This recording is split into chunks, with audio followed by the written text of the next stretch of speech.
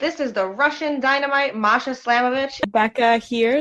This is not America's Sweetheart, Davian. And It's Billy Starks. And the super fly guy, Trayvon Jordan. This is the fly side flyer, Jalen Brandon. Hardcore Princess, Jules Malone. Hi there, this is the Bubblegum Princess, Alexia Nicole. This is the Brazilian Wonder Woman, Christy Jane. This is the baddest black belt, Chennai Kai. This is Kid Bandit. The smash hit Joel Bateman. This is Robin Renegade. Cody Hawk. Brutal Bob Evans. And you are listening to Wrestling with Entertainment, one of my favorite podcasts in the whole wide world. Attention, attention. Yours truly, Ken Warren, has something to mention. You are listening to Wrestling with Entertainment with James J. And with that being said, without further ado, y'all can hashtag that. Hello, and welcome to the show. It's Wrestling with Entertainment, the only audio experience on the web today, the trusted choice for interviewing all your favorite wrestlers every Tuesday and Wednesday on YouTube and Castbox, sponsored by Rove Energy and Player One Coffee. I am, of course, your host, James J., and it is a great day for wrestling, because we are wrestling with the Digital Demon, the social media sinister, Ken Warren. Hello. Thank you so much for that. What a beautiful introduction, James J. Thank you, man. It's an honor. It's a privilege. It's a pleasure. Everything you want to say, that is good. I am. That's what I'm feeling right now. You know. Thank you. Absolutely. We like to do it big here on Wrestling With. How are you, man? How are you?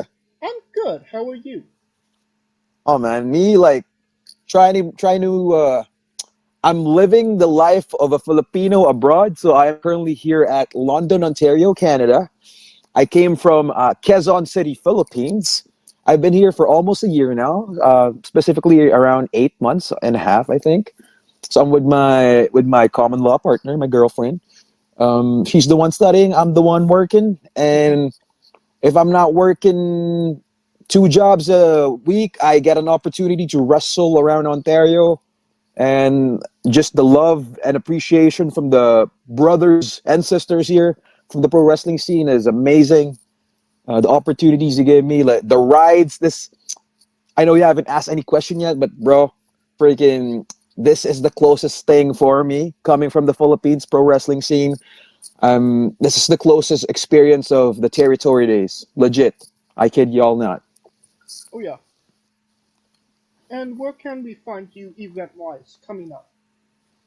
Event-wise, honestly, bro, this is how wild my schedule is. I don't know yet. That's how up in the air I am.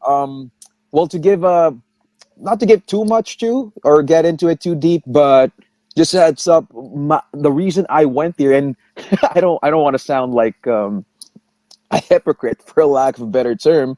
I've said in my last guesting in the Philippines when I was in another podcast guesting there, a live one actually, I even said to the point that pro wrestling, I can't believe I'm re-saying this again, it's not a priority. But of course, I say something like that, it bites me in the butt, you know. I don't know if I can curse here, but you can. Say whatever I can. It bites me in the ass, brother. You know, freaking. That's the first thing I said. And how many months before I got to wrestle here? I got here in Ontario around not mid. 3 days before May, so around April 28th, I think. And I got to wrestle around September, so it's just a couple of months off.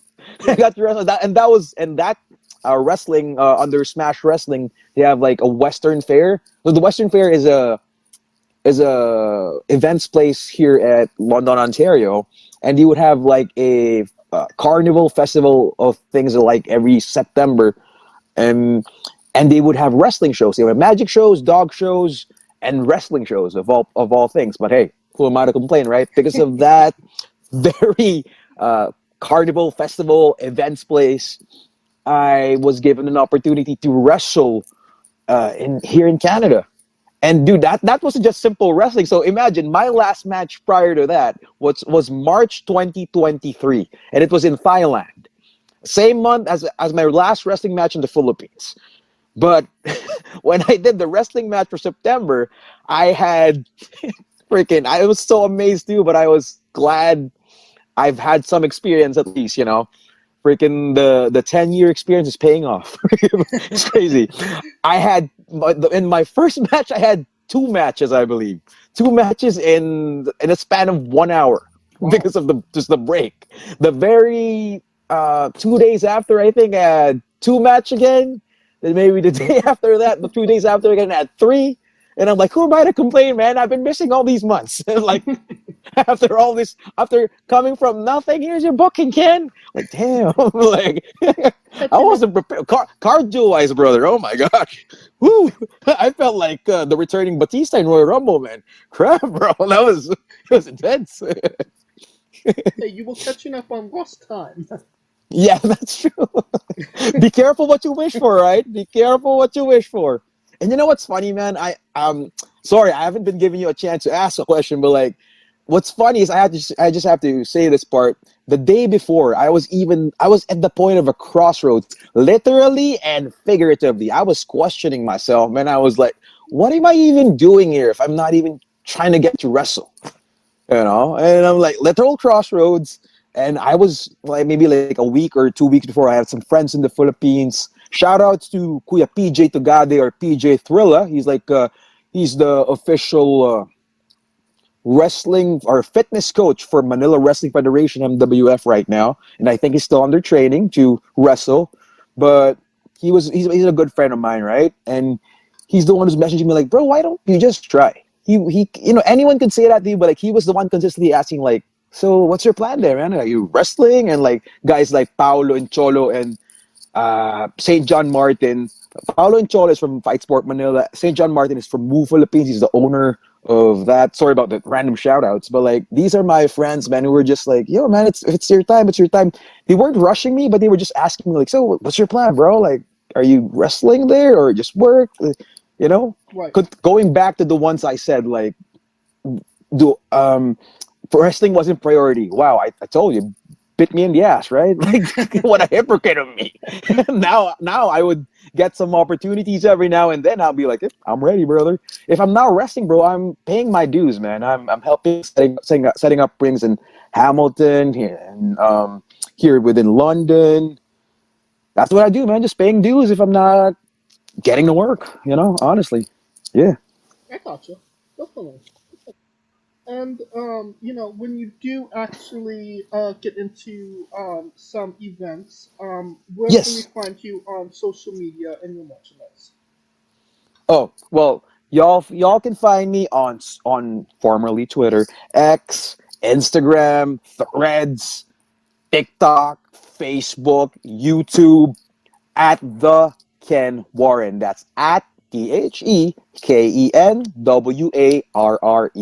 at the Ken Warren. I'll be sure to be loud and proud of my upcoming guestings, bookings, opportunities, or just maybe even just not even just say, because I'm not that old, I sometimes old. I sometimes sound like I'm old, like the good old days. Well, I would like post my old matches, my old clips from my matches. I would do that because I started noticing, like, man, I've had all these matches back in Asia, and like I've never reposted about them in terms of clips. Right. And like I like a former tag team partner of mine in my hashtag PWOG's Tag Amigo, as I would like to call him before, Jake De Leon. He's like MWF's champion right now there. But when we were at a tag team, I would remember his work ethic. I would call it his work ethic in terms of posting clips from our infancy days in terms of pro wrestling, man. He would post as far as 2015 clips of him, 16, and I'm like, why am I not doing that? But then I remember the answer. All the clips are on my laptop, and I'm using my phone on my Instagram. And I'm like, okay, I get it. So you have to get everything from. You can post it on desktop or laptop now to Instagram, right? Oh yeah. So it's just a matter of how again, the work ethic, how not to be lazy in terms of posting. So I try to pattern myself with this work ethic, man. But that dude, man, workhorse. And when you challenge him, oh my gosh, he gets better. Like, damn, I'm not gonna say anything anymore, man. You know? If there was not a posting feature on desktop, I would not post to Instagram. Right? Because sometimes, bro, I don't know what you would, because of course you have this the Wrestling with E account on Instagram, right? You would post some clips, maybe just the photos of the upcoming guests, but s- I don't know, man. Like besides the memory of your phone, just storing the video there or the photo there, like they add up, bro. And I don't know if Oh you yeah. buy those storage from the Google, from the Apple, and everything, man. But like they add up, man. If you don't erase them, but sometimes when you erase them, so I just erase my memory about it, like stuff Right. like that. Now, you mentioned, you you moved from the Philippines to Canada. Yes. I can't imagine that's not somewhat of a culture shock, no? Mm, oh, well, yeah, not so much. Maybe in terms of the biggest thing I could compare, I could not really compare, man. I don't want to compare a lot of stuff, but like biggest thing I could say, for a lack of a better term, bro, from the Philippines to here in London, Ontario, Canada specifically, is there's no nightlife, brother. That's what I noticed. I'm sure there are like bars open, but like, bro, in the Philippines, that's why the tagline's like it's more fun in the Philippines. It's because like, bro, even at 4 a.m., 5, 6 a.m., man, clubs are open daily.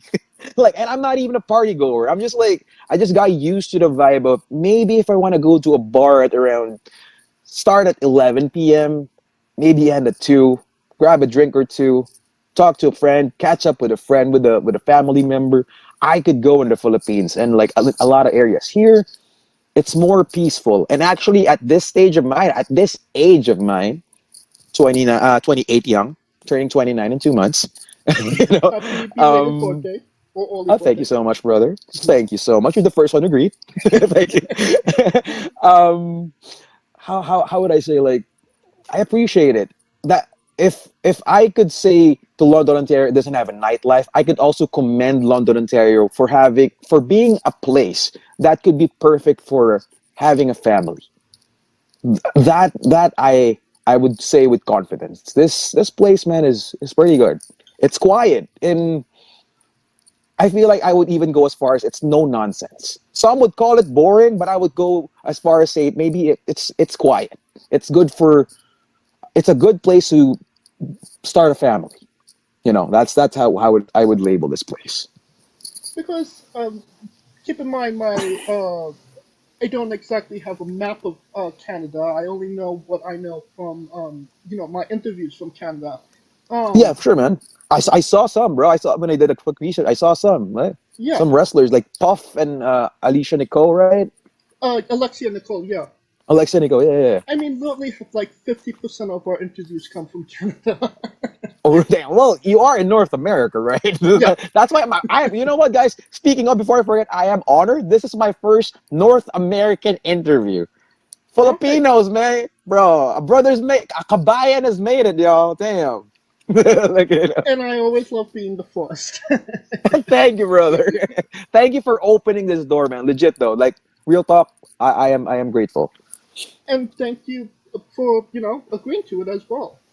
Um, Absolutely, man. so, I mean, London isn't like one of the major cities. I figure if you want to go for like nightlife or, longer days, essentially, is Quebec or Ontario, which are the closest ones to you, I would believe. Well, the thing is, bro, I am in Ontario. I'm in London. But from what I know about nightlife, it would be in Niagara, which is like the Las Vegas of Canada, or Toronto, man. That's like that. Those are the places to go to. But I guess that's the most culture shock. To answer your question, that's the most. Well, not so much, but like in terms of nightlife, that's the most surprising to me. Which again, I don't mind. I guess too. Like you know what's really the culture shock though? Now that I think about it, really, bro, the prices. I don't know if you guys are aware. Taxes are not yet included when you see a price. For example, you're in a Walmart, man. Freaking, you're looking at the last DVD of WWE ever produced, Survivor Series. You would see a Cody Rhodes with a what do you call that one? Well, his face paint, his camouflage face paint. Yeah. You would see $19. You would think you're paying 19 Canadian dollars. No. But actually, no. You might be paying $22 to $23 with their tax. Oh, yeah. That wasn't stated before. In the Philippines, man, when we see 19 pesos, that's 19 pesos, man. No tax. Maybe we would worry about something additional when we're eating at the restaurant. Maybe to give a tip to the waiter. That's about it. That's where we got surprised with, man. They're like, whoa, what are these? These are like deceiving. It's really interesting because anytime I buy anything, okay, add 10% on my calculator. Right? You know, being in Canada, from the Philippines, I do have to ask, you know, Yes. what are you eating? Oh my gosh. You'd be surprised. I would still go for, man, coming from Asia, coming from Philippines specifically, I am a white rice person. I am a rice person, bro.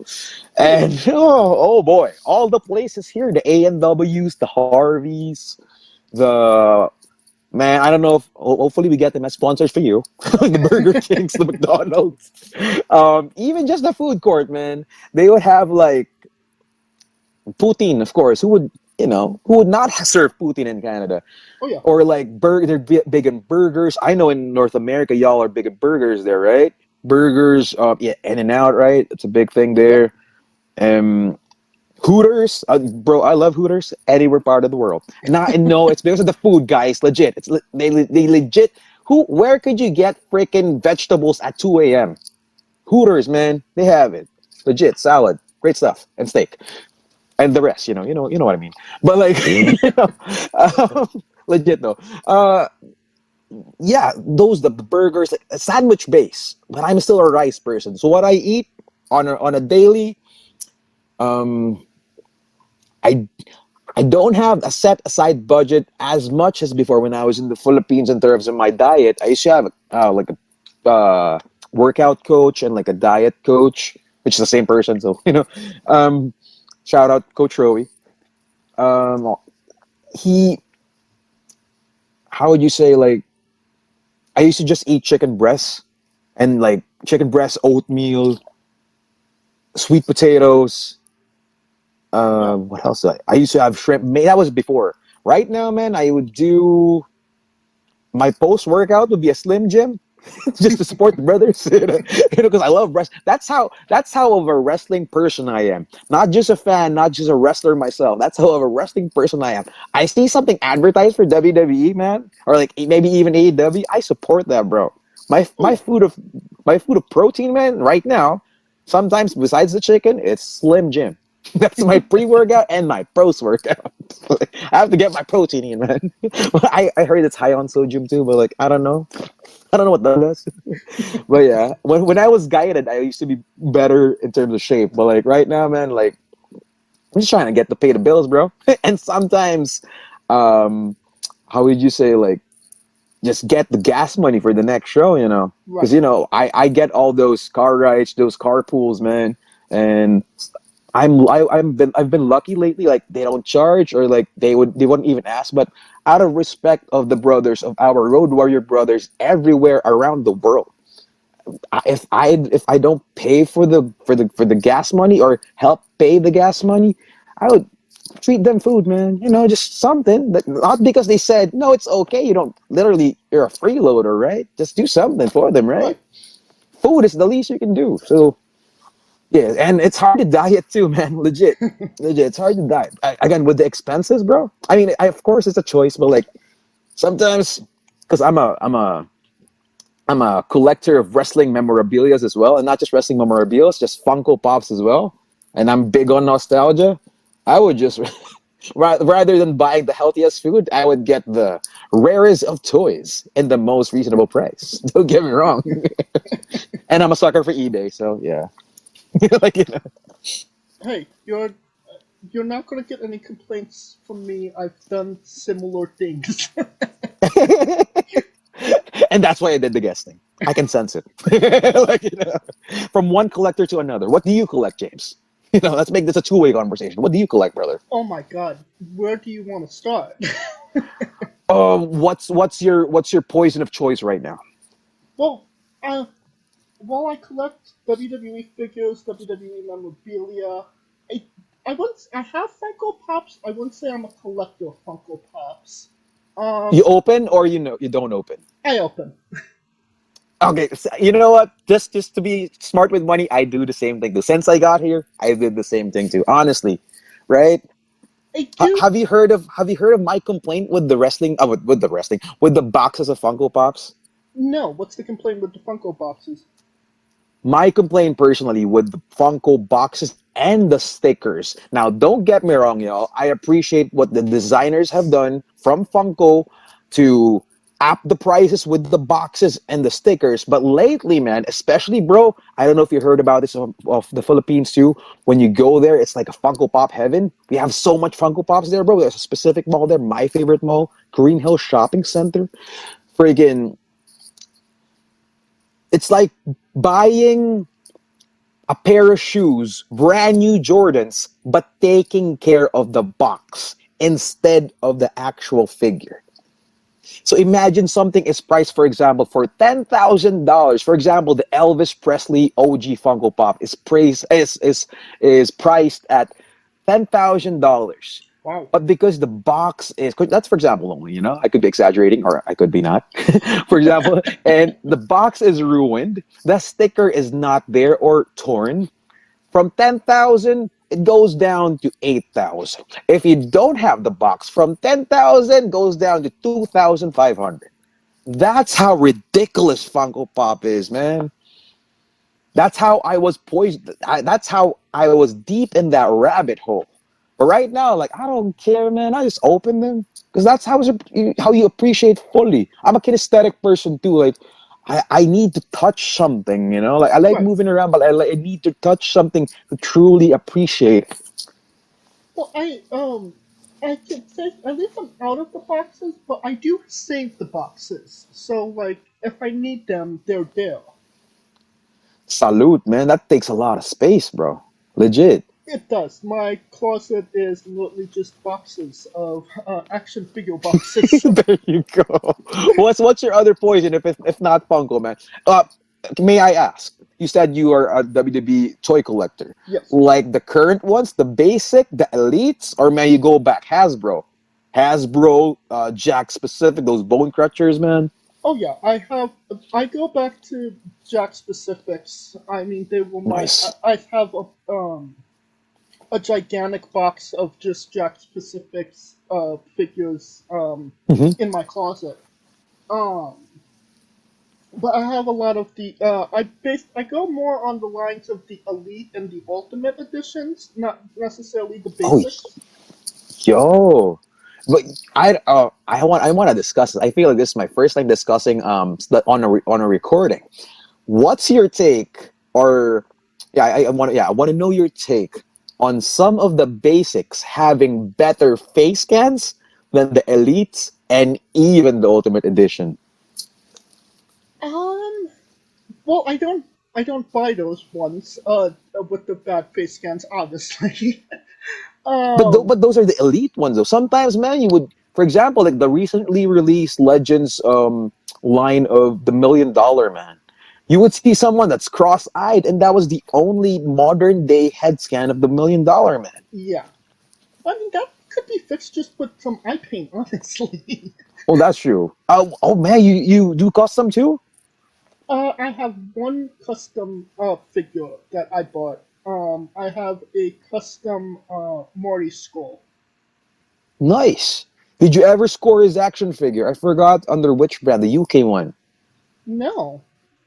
He has but you know about it, right? No, this is the first time I'm hearing of it. Yeah, legit. Okay, so look it up. I don't know, on your free time, on your downtime, search up a Marty Skrull action figure. He has one produced from the UK, and I scored one when I was in the Philippines because there's we have this app called Shopee, bro, and this is my first time disclosing this one. Our Shopee is our closest thing of an eBay here in North America. So Shopee would have like, and this is why I appreciate Shopee too, rare items, but they would sometimes be straight from factory. So that it's interesting, right? Like, Yeah. and that's where I found it, bro. When you convert it, I think I bought it for like, let me try to see, $5, you American. Wow. And when you search it on eBay, maybe it goes for, I don't know right now because I haven't searched for that in a while. Maybe 50 at least. That's loose too. It's crazy, man. That's really interesting. But yeah, search on that one, bro. His first action figure, and he looks modern. Don't get me wrong. It's not the game show guesting of Marty Skrull, not Party Marty, not the sexy Buzz Lightyear Party Marty. it's the villain version with the top man bun. That version, bro. Oh yeah. All right. Well, since we're talking about Funkos and collections, Yes. what is your favorite Funko Pop, and which Funko are you looking to get or have your eye on? Man, it's a hard question. My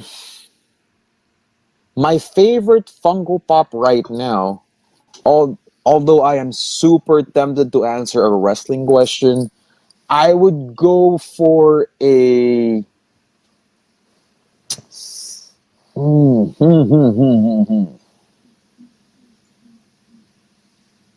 Oh, you know what? I have one. I have one that's wrestling, but I'm not sure if it's my favorite. It's biased because he's my favorite wrestler. He is my childhood hero, the Heartbreaking Shawn Michaels, the the DX version from the 2-pack. Ooh, okay. That's my favorite Funko in terms of wrestling. In terms of the rest, though, I would go for anything that is Nickelodeon, specifically Rugrats, the Fairly Odd Parents, even though it was just their first release one recently. And even the Tekken one, the Devil Jin one looks nice, bro. He doesn't need a stand. His stand is his own wings. Awesome. I'm staring at him right now, too. So, yeah. How about you, brother? What's your favorite? I have, well, keep in mind I don't have a lot, but definitely my favorite is Hunter. I have a Hunter x Hunter Funko. Oh, the anime, right? Yeah. And it's Meryl and Komochi, where they're playing checkers. Okay. What is that? It's the 2-pack, and I'm looking at it now. It's the bigger one, but like, Oh, yeah. when it comes to Funkos, like, yeah, I'm not like, okay, I could live without it, but when I saw this one, I was like, yeah, I need to fucking have that. You had to have it. Bro, it's a rabbit hole. It's amazing how much they have so much licenses. Right, bro? Right. Freaking even shirts too. What's crazy, sometimes they would put out shirts. And speaking of Funko tees, Funko shirts, what I noticed with the one they had released a Hell in a Cell version, The Undertaker versus Mankind, before they even released an actual Mankind Funko Pop, which was a part of a 2-pack against The Rock, which I is think I saw that. wild to think of. Yeah. Bro, that's a good find, man, because that's the only way you could get Mankind, That's crazy. and it's the only way you can get Mankind wearing the necktie, because they did release the basic one, the OG version, brown, sleeveless, having one. Like, I went to a comic book shop, Mhm. and the guy was saying like, oh, here's Batman Funkos. We're selling them. It's the 75th anniversary or something. I said, Yeah. no, I'm good. And I said, but it does seem like, there's a Funko for everything at this point. And Yeah, he it was is. like, he said, the guy at the comic book shop was like, I held out so long for those Funkos. I was like, no, never gonna get a Funko. Don't want Funkos. And then they made Lemmy from Motorhead. Motorhead, and he was like, shit, I need to get that. I was like, there's literally one. If you don't like this, then you like this. There's literally anything for everybody. And I don't know if it's the same way to you too, bro. I used to hate Funkos, man. Back in 2012, I could have scored a way cheaper retail price of a CM Punk one. Now I had to pay an extra amount of money just start a pandemic before I had a CM Punk, which is 2020, which is like freaking 8 years later. But like, I oh hate my that. gosh, I used to hate them before, bro. Before it was like, what is this? Because I didn't get as a kid who would get the concept of a bubblehead, right? Right. And this bubblehead doesn't bounce his head, dude. He's just stable. Like there's no articulation at all besides the head. But as you grow older, you grow your appreciation with them. Now I am deep down with them. I thought when I restarted my trading card collection from wrestling, bro, freaking, I thought that would cancel my toy addiction. No, bro, it made it worse. It added to the expenses, bro. So hard. But I am happy though. It's my secret to happiness and bankruptcy. Oh yeah.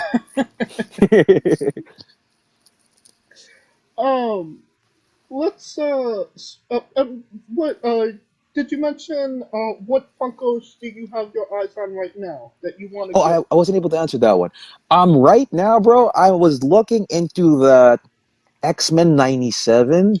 They had a 8-bit version of Magneto. Ooh. Hopefully they would have something of Wolverine, maybe even Gambit. The 8-bit, not the comic book looking one. Just those 8-bit versions. 'Cause they have the oddest of characters for the starter of the 8-bit. They had a Magneto and they had a Jubilee. Okay. Like what? But I'm like, why are these those two? Like they could have been like Cyclops and Wolverine. I would have understood that, but like Jubilee and Magneto, like, or maybe Professor X and Magneto, like, why would they do that? Like, that's the game of Funko too. The most obscure character. Sometimes they would put the price of that because it's so random and it's so rare. Give it a few more years, bro, skyrocket, man. Oh yeah. All right. Let's get into a little bit of wrestling. Yes, please. Take me back, brother. Pull me back to the wrestling rabbit hole. You mentioned it earlier. You worked for Smash Wrestling, which is one of the bigger wrestling promotions in Canada. It is. What was that experience like? It was surreal, bro. Again, because of the amount of when I started wrestling for them, it was day 6 or day 7, one of those days. And everyone I've been there with, especially the one who booked me, shout out to Miley. She's a wrestler for Smash Wrestling and currently the women's champion for Hammerlock Pure Wrestling. She's the one who booked me. She was the one assigned to do the bookings on that event last year. And she was the one who gave me an opportunity, bro. I simply asked, like, I was even shy because she was on her way out. This is the exact scenario that happened. She was on her way out. All of them who did the show the day of when we watched it of the Western Fair, and I think it was day 5. I could be wrong. Maybe it's day 5. And I just asked her and like, okay, I'll let you know if there's an opening. But they're all because the venue is here in London, Ontario, but they live her and her partner, which is also a wrestler, Rodney. Shout out to you, brother. They live outside of London. They used to be here, but now they're outside of it. So they had to drive all the way, the wrestling life, right? Right. So I felt shy, but at the same time relieved because at least I was able to vocalize that I am interested to wrestle. And that was to connect what I said at the start. That was the byproduct, for lack of a better term, of the pushing of my friends from the Philippines, man. Those wrestlers, those not store owners, but like those brothers of mine in terms of because Fight Sport Manila is like they cover sometimes they would do podcasts, but they would cover events like MMA and wrestling events in the Philippines, mostly MMA. So and of course St. John Martin is a wrestler as well. They're the ones who push me. That was the byproduct of them, like not even push in terms of like they're forcing you to do it. It's just like they're the reminder of, Right. bro, if you're wrestling, right? Like, do you plan to wrestle? No rush, but like you're planning to wrestle, right? Of course, they didn't say it that way, but that was the byproduct. At least I was able to vocalize, and because of me vocalizing it, it happened 2 days or a day after, man. Freaking holy shit! From having no match to freaking 2 match in one day, then the next day, then like so on and so forth. Freaking but yeah, at the time though, I know I think because of the mobile video game Indie Wrestler, I do remember Smash being there. So I had, and I have to be honest, and it's no disrespect to Smash or any other promotions. I am aware of them. I didn't know they were one of the biggest in Canada. So I felt lucky, even though it's just a Western fair. It's a fair show. They would call it a fair show here in Canada. I'm sure maybe North America, even in the UK, would have fair shows. I know they would call it just a fair shows, but for me, a show is a show. That is still a show, and that is still under Smash Wrestling. To find out now and to really analyze the opportunity that I was able to get, to be entrusted to, because Miley hasn't seen me wrestle before. So she could do a quick research, but like when she allowed it, like she really just trusted. Like, okay, Oh. she knows I was a wrestler, but like you can say something. I'm a wrestler, bro. Like, book me. Like, you can say something like that. Like, okay, sure, man, I believe you. Like, but she was like, I think that was our second, third conversation ever too, and she trusted me because, again, they were wrestling for, oh, I forgot my point, because they were doing wrestling since, so that was day 7. They were doing wrestling for 17 days or 10 days straight. Her specifically, and a member of Books and Looks, Michael Grayson. They're the only two who've been wrestling from the start of this fair show, because I feel like it's a 10-day or 17-day fair show for the Western Fair. So they're the only two who have been wrestling from the start until the very end of the fair. So they were all beaten up, man. And like, for someone like me to pop up one day and like, hey, like, good job, like, if there's a space, I'm ready to work. You need some extra help, I'm ready to work. And I felt honored, it's not just about being or wrestling under Smash, bro. It's just getting to wrestle again and just getting to test your experience. It's one thing to have experience, but it's a different perspective when you really get to test out. Okay, Ken, let's back up everything you just said. At the time, 9-year professional wrestler, huh? Let me see what you got. And that's just me in my head. No one was saying that to me verbally. It's just me on my head, brother. Like, 9 years, huh? Well, time to show him. Like, I mean, it's not a Will Ospreay, it's not a Kenny Omega, it's not a Jay White style, but it was. I feel like, honestly, for someone who hasn't wrestled in months, it was a good pace match. Although I'm not saying I wasn't gassed, because I was. But like, it was a good pace match. And I'm planning to release it. My first match in Canada, and I have to shout out this dude, is against Ethan Dukes. So, the son of Tyson Dukes. So it's crazy, man. Like, he's like the gatekeeper for pro wrestlers, and I've enjoyed that match. He's an old school wrestler, man. Try to search up on him. Crazy, man. He's like, he reminds me of, because he's very vocal in terms of like, like the sounds. He's like a Bruiser Brody, man. Like the way he sounds, and he sounds like Bray Wyatt too, like the way he talks. So, like, just to give you an idea. So he's amazing, man. He doesn't have social media though, but he's amazing. Good person. Really good dude. Was your only interaction with Miley, or was you able to have a conversation with Sebastian Suave? I was able to have a conversation with Sebastian Suave later on. I didn't know who was the owner. I was that fresh in the country at the time, bro. Like, I didn't know Sebastian Suave owned Smash. I met Sebastian Suave through he did a wrestling seminar, I think a month after or 2 months after.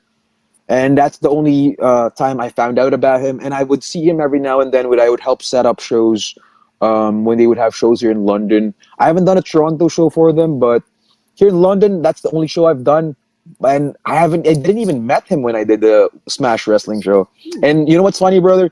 Freaking, I was only able to thank him personally a month ago, 3 weeks ago, for that show. Because like, you know how crazy. Like, you're not aware I wrestled for you, man. You didn't even see it personally, but like, I am thankful because one way or another, it had to go through him, right? Of Right. course, Miley was the one in charge of the show, of the fair, but like, one way or another, he had to give a go signal there. So Right. I am thankful regardless. I've yet to wrestle those ones with the main card, with the, what do you call that one, with the graphics, for lack of a better term. So the one they would do in a London music hall, maybe a Toronto show. The main That's card. that's a goal of mine. The main ones, the main cards, bro. Yeah. I would call it the main cards. I've yet to wrestle there, but bro, sometimes if I don't even call it petty, I would call it like, a show is a show, man. A pre-show is that's a freaking match still. That checks, bro. Like, I still put that flag on my Instagram. I wrestled it. You know. But it's a different way, bro. I know I've been doing it for a while now. I've been doing it for years, but it's I feel like I'm in a video game. You know, like you unlock. Oh, it's my first graphics. Oh, like for right now, and with wrestling with entertainment here in your podcast, it's my first guesting here at abroad. Check, like, you know, like I unlock stuff every day. That's how I look at it, man. The child at heart in me. Now you did bring up, you didn't wrestle for a long 3 month span. Wasn't necessarily planning it. What was your Yes. mindset during that time? Was wrestling just kind of on the back burner? Was you thinking about it at all, or did you come really close to just hanging up the boots? Oh, not even, bro. I can't lie to you, man. I never stopped thinking about it. That's why I sounded, again, I started earlier. I sounded such a hypocrite. For me to say that was my plan. That's what my mouth was saying. What my brain was pushing me to say, but my heart was my heart was saying, as cliche, as corny. I'm the one to call it out first, you know. As corny as it sounds. That's what my heart says, bro. Because before I go to sleep, when I wake up, I think of pro wrestling. Anything pro wrestling related, whether it's just a rumble match, a match I used to love, or it's a professional wrestler that I love watching his interviews of, um, toys, it's related. It goes circle back to wrestling, man. Not even close of hanging up the boots. I felt like I was lying to myself all those months of me not even trying. Because again, before what my friends in the Philippines would ask about it, I was like, sometimes I would question myself, what am I doing? I'm not even trying. And I was one of the biggest. I was the type of friend who would say, at least try, give it a try. The least they could say is no. You know, I'm that type of person too. And I didn't apply that to myself. You know a person like that, right? Right. I'm sure you've encountered someone like, he's so motivating, but that same person couldn't even motivate himself. You know, I got you. that's how I was, bro. All right. Well, let's take it back outside of Canada for a minute. Oh, for sure. Can you tell us about being the two-time undisputed, set up 24/7 champion? Oh man, that was a blast. Where do you want me to start, brother? Wherever you'd like to.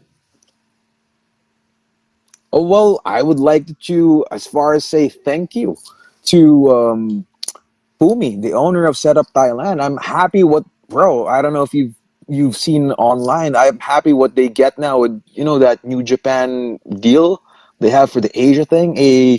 I keep saying it, AWFP, APWF or something like that, Asia Pacific Wrestling Federation or something like that. Don't quote me on that, y'all. I could be wrong. Like freaking, you know how wrestling fans are. Like, I'm trying to move on from Asia, right? Well, I'm kidding. That's my first time. I'm gonna say this on air. It's up to you if you want to edit it or unrecord it or whatever. But like, I don't care.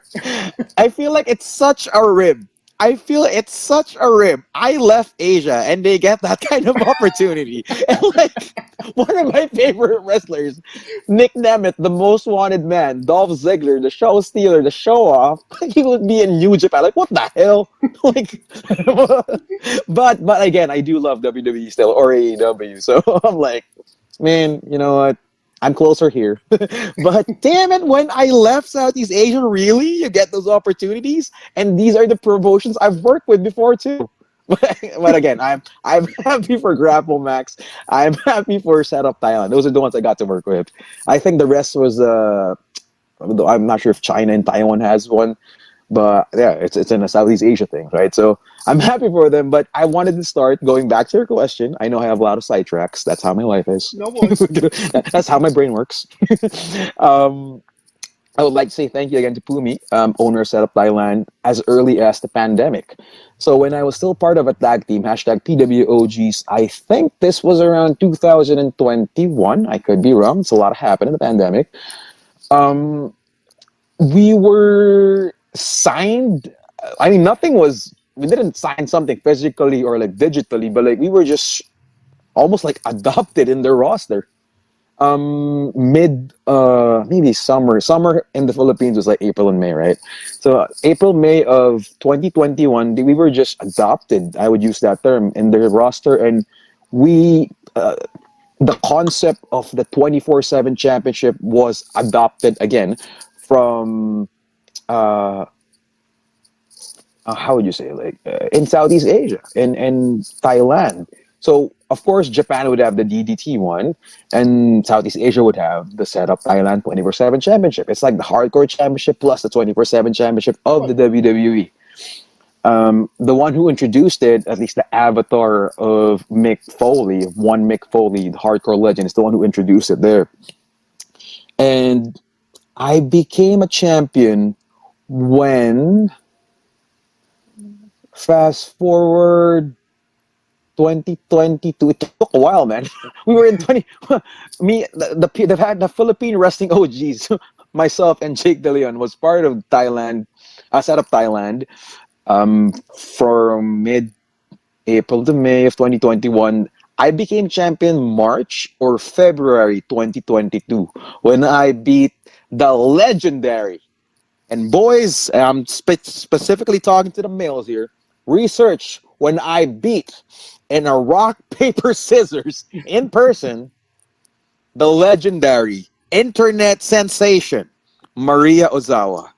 Research on who she is, and y'all know what I'm talking about.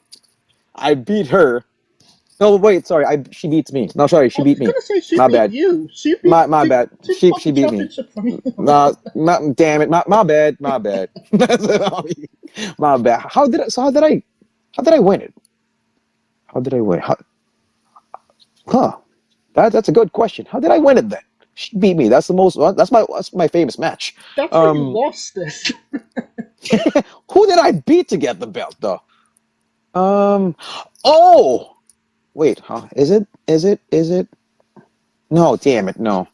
I don't have a Who did record. have you done your research deep enough to know who I beat? I don't remember who you beat. I just remember how you lost it. Yeah, I remember. So, you know what's crazy? I remember the same. All the ones I lost it to, I don't remember who I beat for it. Oh no, it was I think it was just. Was it? Okay, wait a minute. Let me research. Let me go back to my Instagram, bro. We're online anyway. Referee Komet? Who? I'm gonna. A P. Swart? Pisu Chart? No, he wasn't champion then. Oh, but that was the double. When you That were was both champions. yeah. That was the unification of the Right. 24/7, the Japan. undisputed setup 24/7 championship. From what I remember, I was gifted it, handed handed straight from the boss via an online post. I was gifted the Setup Thailand 24/7 Championship, and I wholeheartedly accept it. I don't know about the internet trolls like, oh, he was just handed the belt. So what? Y'all are not good enough to be handed a championship, and I was. So like, I deserve that from years of hard work that they don't know of in the Philippines. So you know. Oh no. Right? So I was gifted the just I think I'm right. I was gifted my first Setup Thailand 24/7 championship. And then I was so confident enough in myself, as you should be in life, not to be a motivator and all, but as you should be. Y'all should be the biggest fans of yourself. I was too confident enough to challenge a porn star for it in rock, paper, scissors, so and I lost. But that was one of my most famous matches. And of course, Pisu chart for the unification, which it wasn't shown. If you were in the arena, I briefly lost it to some Thai idols as well, like those like K-pop but like Thai pop, so they're like dancers. I got power bumped through a table that didn't break. Freaking strong style table they have. But I did win it back, so that's the most important thing because no bell was rung. Right. So I still won it again. So that was my second victory or my third. I think that was my second or third because it got handed back to me again. No, that was my second. And I lost it again early last year. One of my last matches in Thailand, which is March of 2023. So I remember a lot of the losses. Doesn't matter if I won it how many times. Well, of course, you have to lose it too to win it so many times, right? Right. But I think I won it twice or thrice. But yeah, that was one of the most entertaining championships I have held. And honestly speaking, like real talk right now, that I'm not saying I'm not talking about real stuff before, but like real talk, that championship push or like challenge my creativity every single time. Especially during the pandemic. How do you make content? I'm not even sure if I'm allowed to say this, but like I had so much more content, bro. That's why I don't remember how I first won it, because we shot 40 plus videos. I'm not sure if they're gonna see the light of day during the pandemic, when things were restricted, especially in Southeast Asia. I'm not sure about for your listeners how much of an information y'all have, how strict the restrictions are in Southeast Asia, specifically the Philippines. To give you an idea, in the Philippines, we would have like a barangay ID. We needed an ID for a certain area before you can go around. We needed to show an ID before you can go buy groceries, buy food. We needed to wear the damn face shields, not face masks, guys. Face shields on top of the face masks. It was that intense. And it was during that time when the Set Up Thailand 24/7 Championship, the 24/7 Championship, is introduced to my pro wrestling career. And I could never, and I would never exchange that experience. As silly, as funny, as cartoonish as it all sounds, y'all have no idea, man, how I had to go around in terms of creativity, how to present it, how to make it entertaining enough to watch, which is sadly a lot of people haven't seen yet. Because again, we shot 40 videos, only like 15 was shown. And the other half, which is my spots, my shooting of the videos weren't shown. That's why I only remember the Maria Ozawa one. That's my that's how like they jumped the whole other 25 videos that wasn't shown. So, not that I'm complaining too. I mean, I'm a big believer everything happens for a reason. But yeah, that's how valuable the 24/7 championship of Set Up Thailand is to me. Is still, Maybe it's time for the lost matches of the 24/7 title coming up. Hopefully, fingers crossed, but honestly, it's not up to me, man. It's up to Set Up Thailand management, bro. Okay. And I can't dwell enough, but well, not really dwell, but I can't say much I can't say much, but I not even legal issues, but like there are wrestlers. There you go. Here's just the spoiler I could give. Closest I could. I faced some pretty intense wrestlers during the pandemic that sadly is not gonna see the light of day. Well, not yet, at least. So that's why. And like, of course, with their partnership now, they couldn't just release them. Right. That's basically it, honestly. So, yeah. Well, Sorry. Let me take this opportunity as well. The ones I faced, they still have the videos, and I still have the videos. It's just that, Yeah. I'm just waiting for the go signal of management. So I thank you, but I apologize. It hasn't seen the light of day. So, Well, you actually shrunk the title during a what's his name? Doctor Strange ritual. Yeah. Yes. Oh, you saw that video? Oh my gosh. Okay. Can you tell us about that? So I had a business trip, and believe it or not, this is a legit one. Real talk.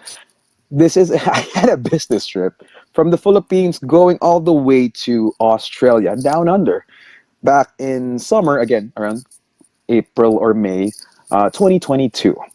That was 2 years ago, and I had, and of course, not really. I didn't had to bring. I didn't have to bring it. I wanted to bring it, but being smart in terms of luggage, because it's going to be expensive, Right. I had to, again, push my creativity. So how do I bring and talk about and be proud about my undisputed, no, that's not yet, my Setup Thailand 24/7 championship? How do I bring it all the way down under? Well, you know how pro wrestling is. We are the, how do we term it? How do we term it nowadays? We love suspending disbeliefs, right? Right. So I had to tap into some magic, just like how pro wrestling has been to me, which is magic. That's how pro wrestling make me feel every time. I feel magical when I wrestle. So I'm not saying my performance is, but like that's how I feel. Like it's a different, you can't explain it. Pro wrestling is freaking Disneyland to me. that's how I look at pro wrestling. It's Walt Disney to me, not the person, like Disneyland. So I had to incorporate some magic, and I had to shrink down my 24/7 championship to bring it down under more conveniently to save me money from luggage so I could spend it on merchandise that I like. Did you But yeah, the tiny one? How do they have action figures in the Philippines of those companies, or did you actually make that? oh no, that was from out of my pocket. Actually, that was from out of my pocket. I have I have so many shout outs. Sorry, bro, you guessed it, a Filipino. Like, a shout out to my college good friend, good brother. In Oh my damn it! I would shout out. I would give the name. I wanted to give the name of the freaking. She still has a page on it, but no, this is gonna end the video. No, so shout out to my friend Jom Likodin. He's the one who made it. He's the one who put my vision into life, micro version at least. So there you go. He's the one who made it. All right. Now, going back, you won the Path of Gold tournament, beating Yes. 19 other wrestlers. I Yes. believe you beat Jake De Leon in the main event of that tournament. Yes, we were the last two left, so it's like the concept of the Royal Rumble. Yeah. So, what was that experience like in that moment? Oh man,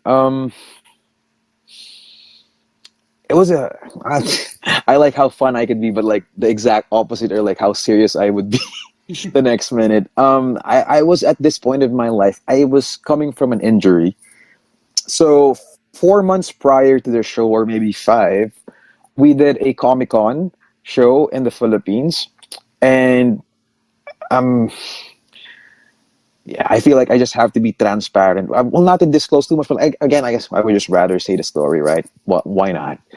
We have time, right? Yeah, we're not going. If you All got right. the time, I'm here. Oh, I have the time, bro, because you made the time for me.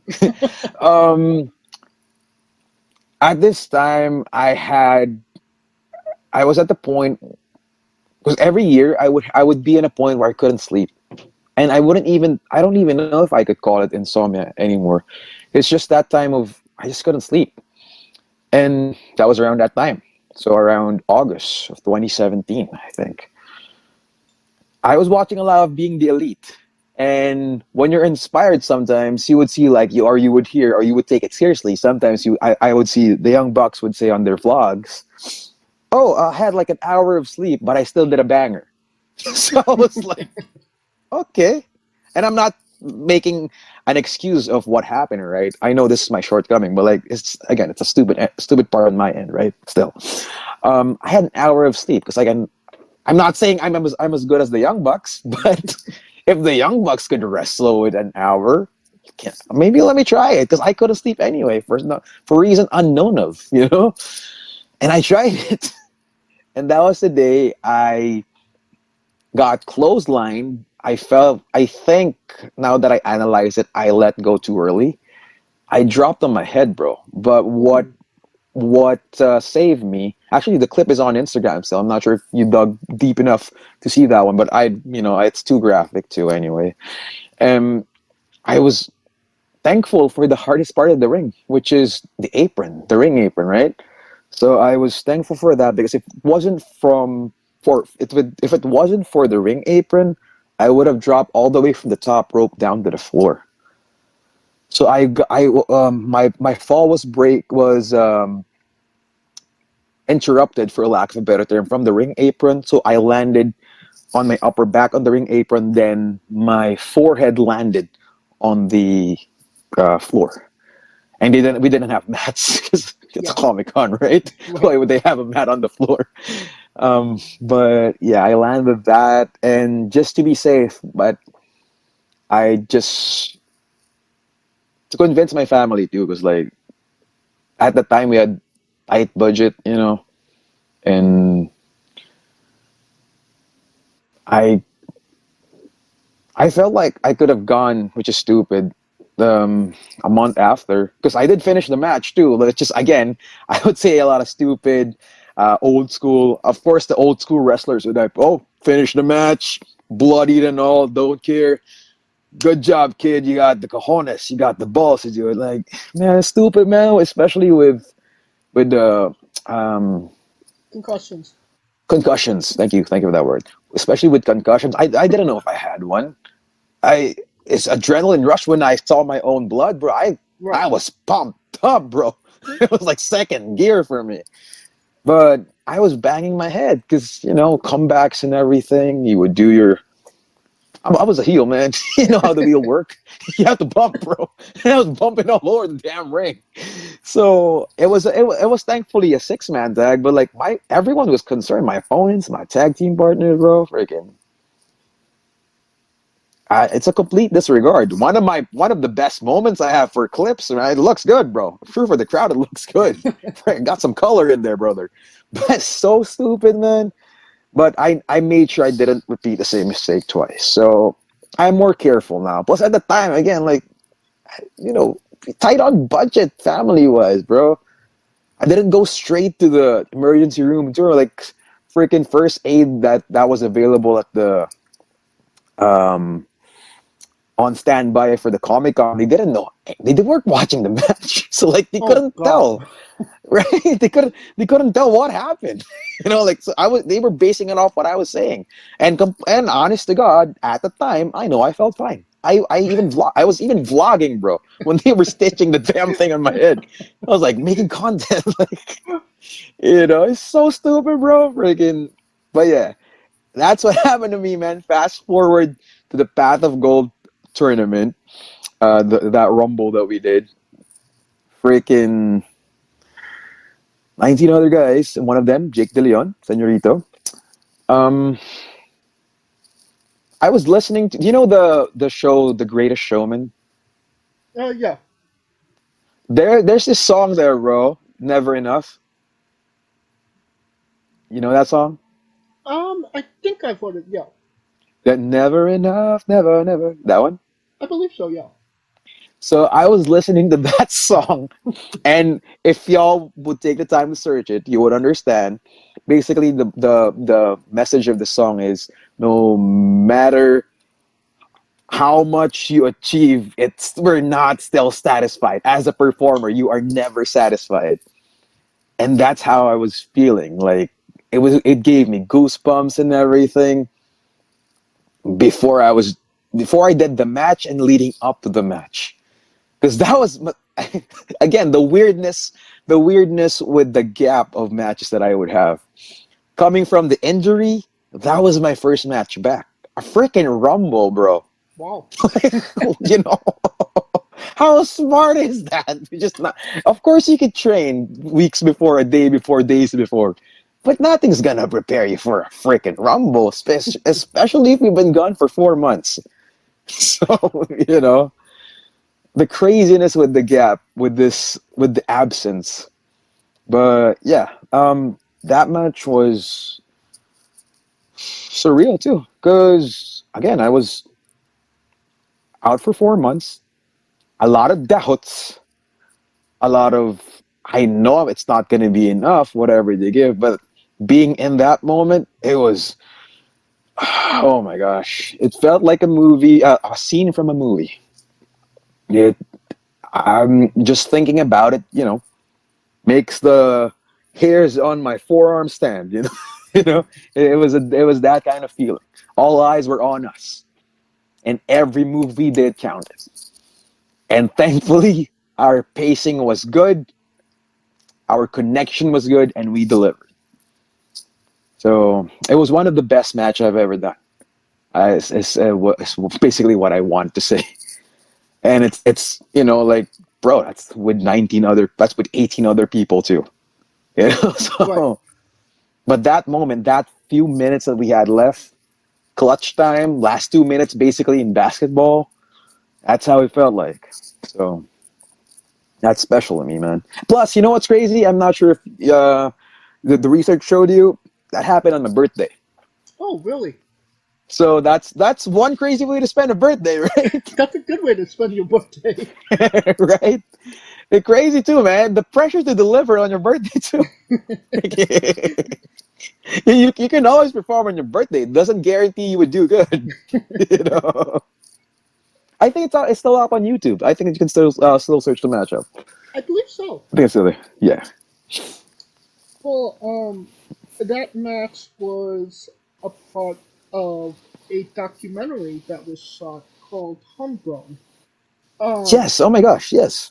Can you tell us about how that documentary came about and your experience in it? Absolutely, man. So everything I've been saying so far in this guesting is connected. You know how that happened, bro? Oh. Through Funko Pop. So the one who directed it, Carlos Quismundo. I hope I said his last name right. Sir Carlos, I would say, because they coming from the Philippines. When you're older than me, I would call you sir or kuya, which is like a brother. But like right now, I'm in Canada. Like I don't care if 50-year-old talks to me, you just call him by the first name because that's how it is, practice, right? But anyway, I still call him Sir Carlos. This guy Carlos Quismundo, I met him through a group buy for a WWE Funko Pop set. I believe he got from that set. I hope I remember this correctly. I went for Andre the Giant, and I think I went for Andre the Giant. And someone else, he went for the Macho Man, and okay, I went for Andre the Giant and Hulk Hogan. That's who I went for, the OG Funko Pops of them, and he went for the OG Macho Man wearing the orange trunks. And of course, the other people went for the Undertaker, which is like a childhood friend of mine. But that's how I met him, man. A random person I met in a Funko Philippines group. I'm not sure what's the exact group through WWE. through wrestling related memorabilia, and I was able to discuss. I feel like we were the first two people in the meetup place, which is Green Hill Shopping Center, my favorite mall. They should really sponsor us. I see it in every interview. Um, we were the first two people on the meetup place there in that specific mall. And we were just discussing, man, like, yeah, I love wrestling and I actually do wrestle. And what's crazy, man, I'm the type of person too, I do wrestle, but sometimes I feel cringy, for lack of a better term, or I feel shy. Maybe shy is a better term. Shy sometimes to put myself over in terms of, oh, I wrestle. Like, Right. like they don't ask sometimes, But like, I don't know, for that day, I was just like, oh yeah, we do wrestle in the Philippines too. I hope you can check out a show. I was like, I was that active, that joyful that day. And really, oh yeah, let me check out a show then. Like actually, I've been trying to direct some indie films or like indie documentaries. You know what? Let me check out a show or show me some clips. Then let's cover you guys. It took months after. It wasn't immediate, but maybe several months after. I'm not sure about the exact timeline and the exact months. It took months, and I know. Because when you search homegrown right now, if I may ask, and if you still remember, which YouTube page or YouTube channel do you remember uploaded it? The PWOG.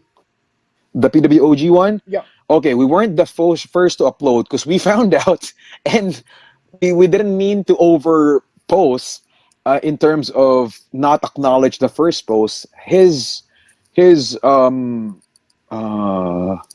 video company, his production company, like, for lack of a better term, posted it first. I think a year prior. And to be fair with Sir Carlos, I can and have like the message too, but of course I'm not gonna show that publicly. But he did give me the go signal to just post it whenever we want to, because I think 2 years prior it was released from our end, because we released it during 2022, 2021. Yeah, it was about a year ago. About a year ago? Oh my gosh. Oh yeah. It was released 2022 December. It was like a Christmas gift posting. It was released a year prior, but it was shot before the pandemic. Yeah. 2019, I think. It was shot during 2019, and I feel like it also won an award in a city in the Philippines. One of the, I think in Cebu, it won like an indie award or something, and that's when he went give me the go signal. Like, yeah, y'all post it too, and he did it during the pandemic, and we were, I don't know, I guess we were just busy with just personal life. You know how the pandemic, um, affected everyone differently, right? So maybe everyone was just like trying to recoup, recharge. He posted it and we didn't know about it for some reason. And I would like to apologize on behalf of the PWOGs, Sir Carlos, but I thank him still. He still reshared it too. He reposted about it, liked it, and yeah, that's how it went on. I'm not super sure the details. I don't quite recall when before the pandemic, but that's how we came to be. It's through a meetup of a Funko Pop. It's a group buy of a WWE Funko Pop, the set. So crazy, right, guys? You would think they're just toys. They're not. Like, they connect people. Yeah, I would definitely say so. Right? Look at me. I am the byproduct of it. I'm like the result of it. Living proof. Now, one of the interesting things I found was with you competing in Singapore Pro Wrestling. Yes. Against Andrew Tang, who is essentially Singapore Pro Wrestling. Yes. So, what was that experience like, competing in Singapore against one of the most well-known names in Singapore? It's amazing, man. And what's crazy, that wasn't our first match too, man. Would you know that? Would you believe our first match happened in Malaysia? Oh, really?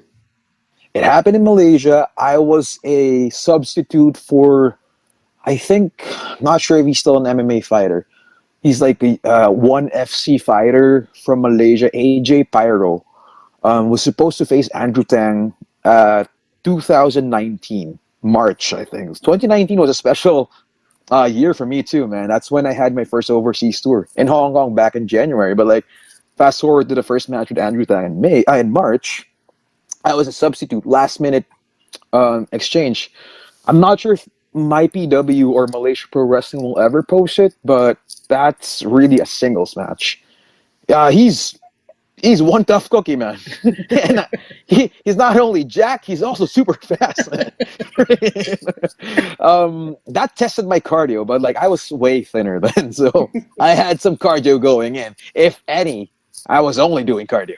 So, I could catch up, but like, boy, muscle-wise, oh my gosh, that man's a beast.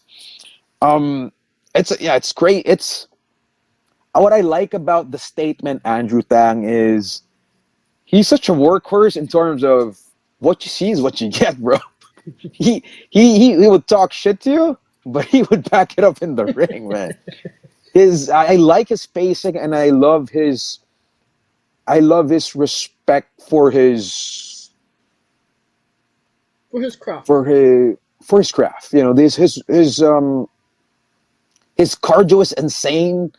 His pacing is insane. Like I'm just being sorry for the casual viewers, casual listeners here.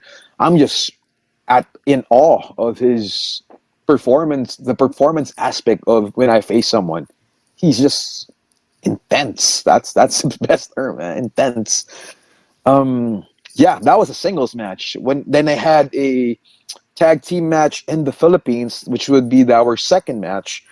Onslaught, which is him and Trexis, which is now, as we know, WWE NXT superstar Dante Chen, and myself and Jake De Leon, so the PWOGs. We faced them in the Philippines. We beat them. Yes, we beat superstars. I beat superstar. But again, the cardio never changed. So he was the same in the singles match. He was as intense in the tag team match, bro. That's what I was trying to say. That's what I appreciate about him. Regardless if it's a tag team match, if it's a singles match, I bet even a 3 or a 4-way, he would wrestle the same. You know, or others would be a bit more reserved because I'm that type of tag team wrestler, and I wouldn't be shy about it. You know, I'm concerned about stories. I like telling stories. It's not just about getting my shit in. Right. We have to tell a fucking story, man. So I could be the heat guy or the heater, like I could do one of the two. So my pacing changes in a tag team match. He is a freaking beast, and I don't know how he incorporates it in a tag team match. I myself is like amazed. He's perfect for the X division or the cruiserweight division, man. It's super fast. He can catch up, bro, but he also does power moves, man. Oh, yeah. Amazing. So that one, but among the three, I would say my favorite was the one you watched, and I'm glad you got to watch that one. That's one of my best performances too. I'm proud of that match, and it's crazy how I wasn't able to promote it as much. I just recently posted videos about it, clips from it, but that match was special to me, bro. Believe it or not, I'm not saying that because like, oh, whatever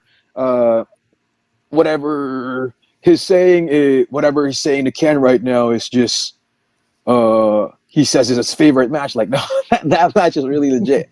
And if y'all don't believe us, what do you guys search? SPW, Cream of the Crop. There's the full show on YouTube. Search that one. Look for the hashtag PWOGs versus Andrew Tang and Shaukat. Y'all won't be disappointed, man. That's pace-wise. I love my pacing there. I was gassed as fuck. but I'm super proud of that damn match because I was gassed as fuck and still delivered. That's the best kind of match to deliver, man. Shit. When it comes to Philippine pro wrestling, you and Jake are legit like the OGs of that area. Thank you so much. We were the revamped OGs, actually. to not disregard the Pinoy wrestling of the 80s. So yes. Well, kind of what I was getting at was, Andrew and Dante, they're kind of like the OGs of Singapore as well. So, Yes. is that like a special moment to, represent the Philippines against being the OGs versus other OGs? It is, bro. Because regardless of how are you talking about the Onslaught versus PWOG's match? Yeah, the one from Singapore. The one in Singapore. So it's the Andrew Tang and Shaukat, Oh, my bad. right? Yeah. Or which one you're talking about? The cream of the crop one. Oh, the King of the Crop one. So with Shaukat then. OGs facing OGs. Actually, the one with Dante Chen too. I was about to say too, like, because the one with Dante Chen, my performance, I don't know what the fuck happened to me. I wasn't as satisfied on my end, and of course, workers would see that if you see the match. But it's a special match nonetheless. Now, to answer your question, what's it like facing OGs? It's humbling, and it's fulfilling because you can only watch so much documentary, so much features about how Singapore started, how Malaysia started, how Vietnam started, how China started, how Taiwan started, how the Philippines started having pro wrestling or the revamp of their pro wrestling. But for you to have that culmination in a match, have that put out in a match, perform in a crowd, that satisfaction you get when you get the crowd popping, making each and every seat that was sold for that night, whether sold out or not, worth it for them, just suspending their disbelief, which is the goal, right? At least that's my goal. Entertainment. Okay. It's gratifying, bro. It's fulfilling. We all made some choices to be pro wrestlers, right? Right. So it that was it just how do I explain it? It's a moment. That's the explanation. It's a moment. That's the explanation. I am lost for words for it. There you go. Because we work hard for that one, man, and we all approached it differently. Others are heavily influenced by Japan, strong style, the technicalities of Japan, the amazing acrobatics of Mexico. Personally, as I would coin the Philippine style pro wrestling, is halo halo, which is halo halo is a delicacy. It's a dessert in the Philippines, which is like a mix of ingredients. That's how Philippine pro wrestling is. Of course, a lot of fans from Reddit too would be like, "Oh, it's like the new Japan. He works like Jay White. He works like Naito." They would say stuff like that. But I'm heavily influenced with American pro wrestling. That's why I want to be in the WWE, man. This is my favorite wrestler, is Shawn Michaels. You know which version? 1998 and 1993, which is like the most cartoony Shawn Michaels ever. But yeah, that was my personal influence, and for me to have my own version of that presented, mixed with a John Moore. I'm not saying I'm like as athletic as a John Morrison, as a Ziggler, as a Christian, as a D. Brian Kendrick, but mix those with my interpretation of the art, putting it out there, getting a reaction, getting a response, getting the praises. Such gratification, bro. Honestly. Well, speaking of WWE, you actually had a WWE tryout, I believe, back in 2014. I think that was 2019 as well, man. I thought that year is special, really special, bro. Okay, so what was that experience like being in a WWE tryout? Nerve-wracking. Honestly, it was nerve-wracking, and you know what I kill myself with? I wasn't as vocal as I am right now in my guestings or like when I describe it to people, when I tell stories about it. It was nerve-wracking. I feel like they would have appreciated it more if I was more vocalized instead of internalized and not reacting, because it made me seem like I didn't know what to say, which is was the case. I didn't know what to say. It was so surreal, man. It was so surreal. Um, I would say, however, this is because this is my description of it. It's the closest experience of being a super soldier and a robot. Okay. That's how it felt like. To give a description how intense it was, my favorite part of the things we did there was squats and promo. Everything else was hell. And I wasn't even kidding. I am not even kidding. Oh my gosh. I mean, you mentioned it was 2019. Hindsight being 2020. How do you view it looking back now, rather than actually being in that moment? What do you mean in terms of? I mean, older, wiser, more experience. Oh man. How I wish what I know now, what I can do. Well, not a lot of what I can do now. My cardio was the best then, because I prepared for it. Because I prepared for that moment.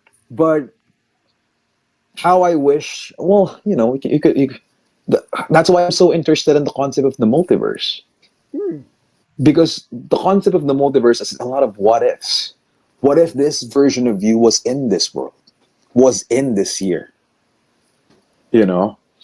So, hindsight 2020. I mean, just like the cliche answer, you wouldn't change it for the world. But boy, if I had the knowledge now and have that tryout, have that body, have that cardio, have that, how I wish my ring awareness, my performance,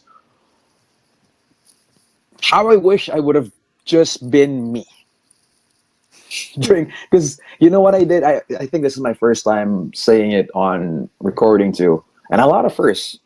I've been saying throughout this guesting.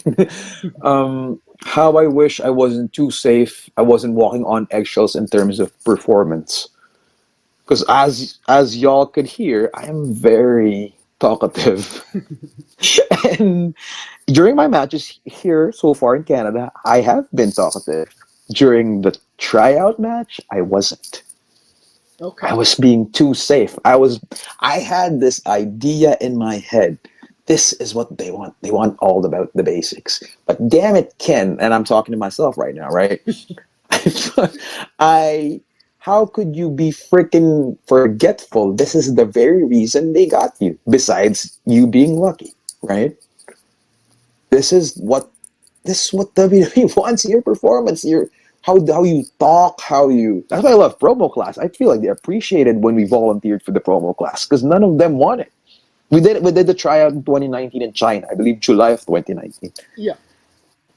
When they said promo and we had like 30 seconds to do it, myself and Jake DeLeon raised our hands. We want to do a promo. I think Andrew Tang as well. That's why I wanted to mention so like Alexis Lee, Gao Yun, Andrew Tang, Trexus or Dante Chen right now, Crystal from the Philippines, Jake DeLeon, myself, Ken Warren. We were all batchmates, man. We were all batchmates in that same tryout. Ike Menjiro, bro. You know, though he's back in Japan now. Like we were all batchmates. It's him and Ru Feng and Dante Chen who got signed during that tryout. Uh, um, I have my strengths and I know my strengths and how I wish I would have played with my strengths during the match, the tryout match. Because it's not just to give y'all a heads up. I'm not sure how they do it in different countries. The ones who did the tryout, they didn't all get the match. They were select. You had to earn that match. There were select tryout attendees to get that tryout match, and we were lucky enough to be there. And sorry, a motorcycle went by. And my biggest what if is what if I just remained me? You know what my mentality was? This is my first time disclosing it. At least one of us gets signed during that match. So we face Bad Company, Golem Thai, and Peanuts from Thailand. They're now with Top Dojos, or different Thailand company, but they were our tryout match. We faced them, and man, how I wish. That's my biggest what if, honestly. And I hate having what ifs, but that's why I'm interested in the concept of multiverse. Imagine getting that opportunity again. Shoot, I that's a mean, big what if. hey, you're closer to WWE in proximity than you've ever been. That's true, right? Yeah, and I mean, they're always coming up to Canada, so, you never know. That is true. That is true. And and can I just mention 1 second? Absolutely. That whole tryout camp in China, like what a fucking stacked roster that was. Like you could do like a whole show with everybody on that in that tryout, and like it would be a banger, and it would sell out immediately. I was about to say, freaking Ikemen Jiro, bro, student of the Jiri. What are y'all talking about, man? Shit. You were in the same chat as him? What the hell? Perfect combination of entertainer and strong style, bro. Oh yeah. He's silly and fun, but the man can go, bro. Fuck. Oh, just have to throw that out there. Right? Banger of a crew right there. Right. Thank you for that. On behalf of the crew you've mentioned, thank you. You know. Well, that brings us to Ken Warren's Bizarre Adventure. You're a pro wrestler that goes up and down the roads, and real crazy and bizarre things are bound to happen. Can you tell us a road story that fits that description? Oh my god. Let me see. Road story where? Give me enough time to think. Damn it! That's such a safe answer. Road story. Not so much a road, but a experience. Okay. So any pro wrestler, formerly, well, I'm not sure if a lot of us were there. I thought a lot of us were there. Who was part of the promotion PWR, or Philippine Wrestling Revolution. We had a show in one of the most beautiful places in the Philippines, Batanes. It's near Taiwan, I believe. It's really way north of the Philippines. It's an island. You have to go on a plane before you get there.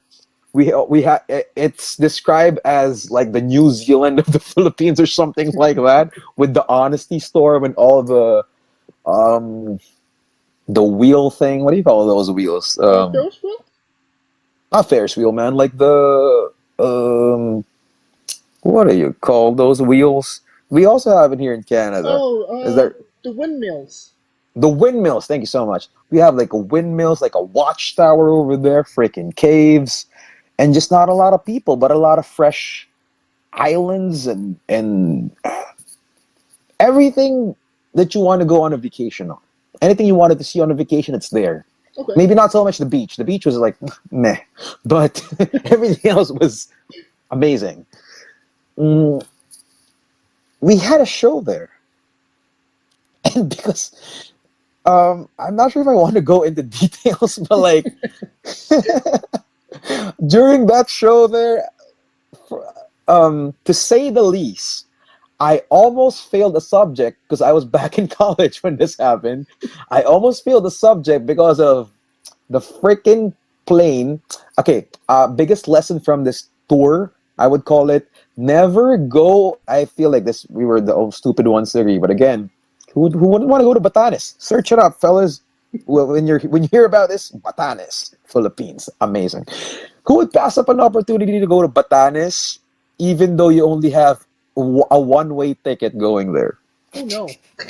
Right, there you go. Now, speaking of 2020 hindsight, That's so dumb. Don't go to a place with just a one-way ticket unless you're super rich. And again, I was in college, bro. What the fuck? I was struggling. You know.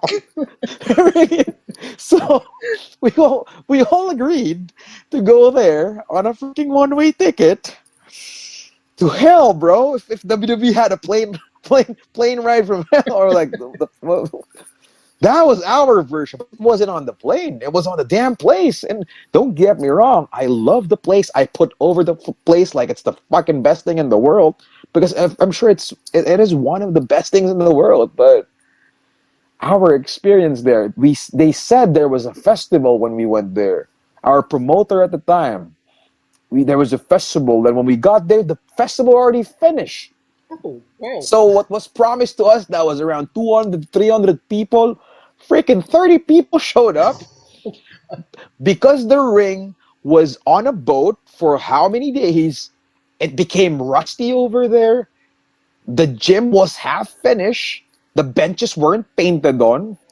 It felt like a abandoned gym mixed with abandoned theater. That's how it seemed like. We performed there, around 30 people, maybe 2 people were on their phones recording. I was smart enough to have my Canon camera phone record at least the bonus match we had towards the end. Then I was dumb enough to not, because we were openers. We were giving a heads up ahead who was going to do the matches, the order of the matches. We were openers. We were the curtain jerkers, right? So, and I was with my rival Chris Panzer. I was facing the dude. We've faced the dude like around 5-6 times already, and we've always had bangers in the Philippines. So what's the difference in Batanes? And we were stupid enough not to go around Batanes to really enjoy Batanes, because we had to go get some sleep, brother. You know, and like we have to perform. We're professionals. We care about our craft. Freaking, we never got. It's bad enough we didn't see Batanes, but damn it, when there was like a typhoon there while we were in Batanes, the only plane that goes all the way back to Metro Manila, it was suspended or something like that. It wasn't operating. I almost failed a subject. Someone punched a fucking cow for some odd reason. Okay. Everyone was getting crazy. Okay. Yeah, that's how I'm not even being sarcastic, bro. That's what was happening. Our money was like freaking all these false promises from the promoter. The promoter even joked about, oh, I forgot to buy a ticket for you, when they were finally able to fix it. And like, Wow. bro, this is not the time to fucking joke about it. I'm about to fail a subject, man, which a subject I was good at, or I was doing okay at least. That's the worst, man. Fail a subject you were good at. You know, because of my attendance, because we were a day late, I think. Okay. But all the scare, all the crazy stuff that would happen, that was like the final straw of the sketchy wrestling promoter. After that, all hell went loose, and like, yeah. Everything that was said online and in person. So, I mean, who am I to complain? I got paid, but like, it's money doesn't always, equal happiness, right? Because it's unfair if you're like one of the select few getting treated well. And for reasons you don't know about too, like why am I would go as far as call it protected. Why am I even protected, man? I don't get it. Like why is everyone feeling like shit, getting treated as shit, but me, I'm like okay. I get it. I understand. Like it's crazy, and sometimes it makes you feel bad too. Like these people are okay, man. They didn't do, we have to be crazy to be a pro wrestler. We're like, Oh yeah. Man, y'all. Some people don't deserve what they get. Some do, don't get me wrong. But like for that trip at least, no, we didn't deserve that shit. I mean, did the cow deserve to get punched? Right? What did the cow do to you, damn it? Why? Animal abuse, man, damn. Right? Same here. After all these years, I still don't know too, man. It's really random. Right? Oh my gosh. And getting to perform there, not even seeing the beautiful view of it, it's the worst. I still have the video. It's like unrestricted on my YouTube channel, and I'm not sure if I'm gonna put it out for the public to see ever, but it's still there. And when you see the background, where are you guys at? It feels like an abandoned factory or some shit, like some basketball court half painted. What the fuck? It's like you wrestled in Batanes, but did you really wrestle in Batanes? Like, how hell do you prove you wrestled in Batanes with that match? You know, I have photos. Don't get me wrong, but like, that's not the where you wrestled. You could have just gone to Batanes. You know, but like we did, and we're like, oh my gosh, bad taste in my mouth, unfortunately. But hey, never again, right? First for everything, but never again. Boy, oh my gosh. I feel like that's not a road story, but that's a plane to a land story out of nowhere. It's still a travel story, and it's That's a travel bizarre story. to say the least. Yes, and more than what we wish for or what we would like to share. You know? Right. Now, can you tell us about being denied by John Cena? Oh my gosh, how do you know about this? You and your who are you, man? What the hell? How do you know about this? Hey, I do my research. Oh my, who did I disclose it to? Holy shit! I'm trying to think now. How many guestings have I done in terms? What the hell? You are amazing, man. Guys, wrestling with entertainment is entertaining. Yeah, really, truly. Oh my god. Um, I am such an optimistic person, and this is not the Ken Warren character talking, all right? I'm such an optimistic person in terms of being denied by arguably the greatest of all time, John Cena, Peacemaker, freaking the one who's about to have a movie with Zac Efron, which I'm looking forward to watch. Comedy movie. Um, I turned that denial into something positive. I was in college at the time. I'm like a Chris Jericho, and I know people would get like, "Oh, stocks the wrestlers," and like, man, you're just freaking jealous. You don't know where they are, you know. And I have my connections, like you know. And to be fair, my connection works for the WWE, so that's what I know. So, you know, like it's not I'm doing something illegal. Like, guys, when I do it, I actually check in the hotel. So y'all fucking poor. Like, you know. No, I mean that sounded harsh. I'm sorry.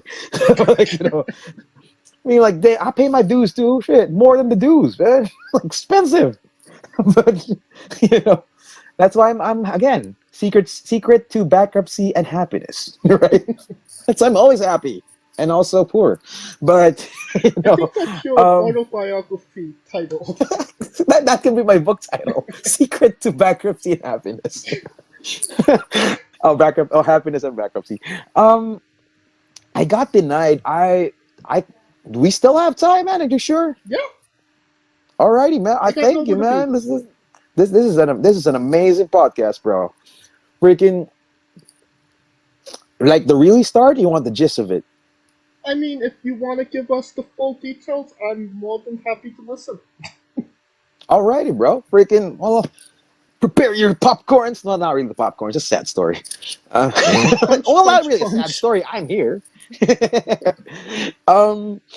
Freaking, I had my connections. I had my network. We know where they were.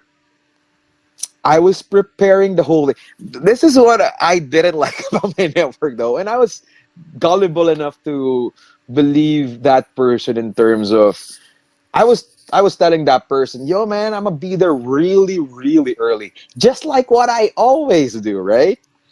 You know what I did? He said to me, like, oh no, we're gonna be there. Raw Superstar's gonna get there 12. The rest is gonna get there maybe in the afternoon. And I don't know, I forgot where roster was seen was then. I went there not early. And lo and behold, as I was on my way there, I saw my network, my connection, have a photo with them already. Like the time I planned. Like, damn it. But that was on me. That was stupid of me. Like, man, the early bird gets the worm, right? That's the right. So damn it, come on, Ken. Like, be smart on that. But hey, First for everything, but damn it, I haven't recovered from that. I have never met him again. So I did see him at Mania last year, but like I haven't seen him close in proximity again since. Well, let's see. Maybe in a Comic-Con. I had all those planned. I was so disappointed when I saw the photo. I had no budget at the time because I was terrible at saving. Um, I spent it all on dates at my ex-girlfriend at the time. Like I kept saying to her too, like, we're not gonna spend on dates anymore. And stupid old me, young, dumb, and in love. Like, oh shit, I didn't save anything for the show. 2 months later, like, I got the ticket though. Like, no savings for the actual show. I saw my connection. I wouldn't be in denial. I was disappointed, like sort of pissed. But when I saw him, he did tell me, like, yo, Ken, he's in the restaurant by himself. Like, what the hell? Like, by himself, really? In the restaurant. And I know what y'all are gonna say. I know what y'all are thinking. Because I forgot to think about it too. I love reading biographies from wrestlers, and I read this specific book, the biography of The Rock. I read that one, and it said there, like, yo, man, it's okay to take photos with fans. They don't mind it, but just not when they're inside. I highlight this word, inside the restaurant. Right. And I guess y'all know where I'm going at with this. It's too good to be true. I feel disappointed. I thought my plan wasn't going to go there. I even texted my mom before, like, Ma, I see John Cena. Like, no pun intended, because you can't see him. But I see John Cena, like, alone, which is too good to be true. No bodyguards inside. And so overly excited, me, thinking I was still a cute kid, because I was a fat kid growing up. Still that cute kid, overly excited. People will just appreciate. I even asked the one in the concierge of the restaurant, or like the front of the restaurant, front of house. Told her, "Oh, is that John Cena?" Yes. She was saying, like, he's so handsome, right? Like, I guess, but like, is that John Cena, right? Like, like, can I get a table nearby? Okay, sir, I'll try my best. So this obviously translated from Filipino to English. I'll try my best. Follow me, please. Then when I was walking towards him, and to be fair, I was dumb enough to go inside the restaurant, but I wasn't stupid enough to go in there while he was eating, because it was too good to be true. Again, no one in sight. He was just sitting down. Now that I think about it, just enjoying some peaceful, relaxing time. Right. He was just literally sitting down, no phone. He was upright, sitting down, staring, I'm not sure, at the table or just directly. He was just appreciating the silence, almost like meditating. But when I walked in with my black long sleeve shirt, maybe dark pants, and that 8-bit looking green bag of mine, looking like such a peacock, you could see him eyeing me. I'm not wearing a wrestling shirt too.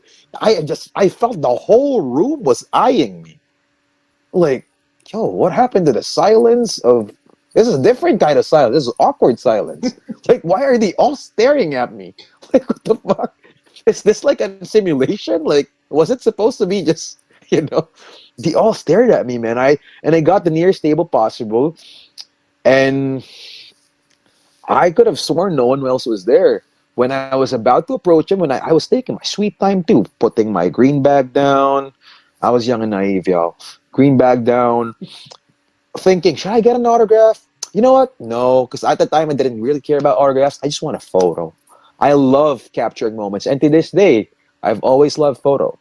I just love capturing moments. I whenever I see a photo, I remember so many things, and that would be my irreplaceable memory card whenever I see photos. 'Cause it just brings me back to moments, experiences that just brings joy, So anyway, I just wanted a photo, and I just went straight. A waiter said, "Oh, sir, bawal," which means no, not allowed. I said, like, no, it's okay. confident Obi. It's okay. Like I'm not gonna do anything. And you see, yeah, this could be a freaking scene in a movie. John Cena was just staring at me, still sitting down upright, like almost like you could almost like paint his face like what the fuck, like like how his face is like. Well, like he didn't say that, but like his face was like looking at me, staring at me, just still sitting down, and I was about to approach. And in my head, I had to rehearse. Do I just be straightforward, get the photo, and just get the fuck out of here? Or, like, praise the hell out of him first? You know what I went for? What? Straightforward, which is so stupid. You know what I did? Hey, John. Not even a good... no, I said, good morning, John. Can I get a photo? That's the only thing I said. No, hey, John, you're my childhood hero. You helped me go through this. Which is like, bro, when we're thinking about John Cena, I'm a big fan of Thugonomics, Dr. Thugonomics Cena, bro. Okay. Legit, 2003, he was the shit. If I only had taken photos of myself, I would wear a fucking fat, I don't know how old was that, 2003, maybe a fat 10-year-old, 9-year-old wearing a big-ass chain with the Master lock on the, Master was the brand of the lock, right? With the yellow, collar on it around his neck, and a freaking random jersey of a football player. We don't watch American football in the Philippines, but not a lot of kids do. So like I would wear those stuff, rap stuff, and like I was a mini doctor of thugonomics, bro. I was a nurse of thugonomics. Fuck. Back in 2003. But stupid old me wasn't smart enough or clever enough to say it to him. I was just like, let's save the time. John, good morning, John. Can I get a photo? That's what I said. And you know what he replied?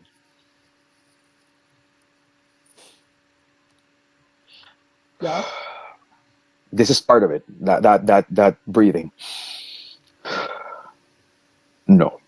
That's what he said to me. So there was a moment of I feel like I'm a kinesthetic person. I feel like he wanted to give me a chance.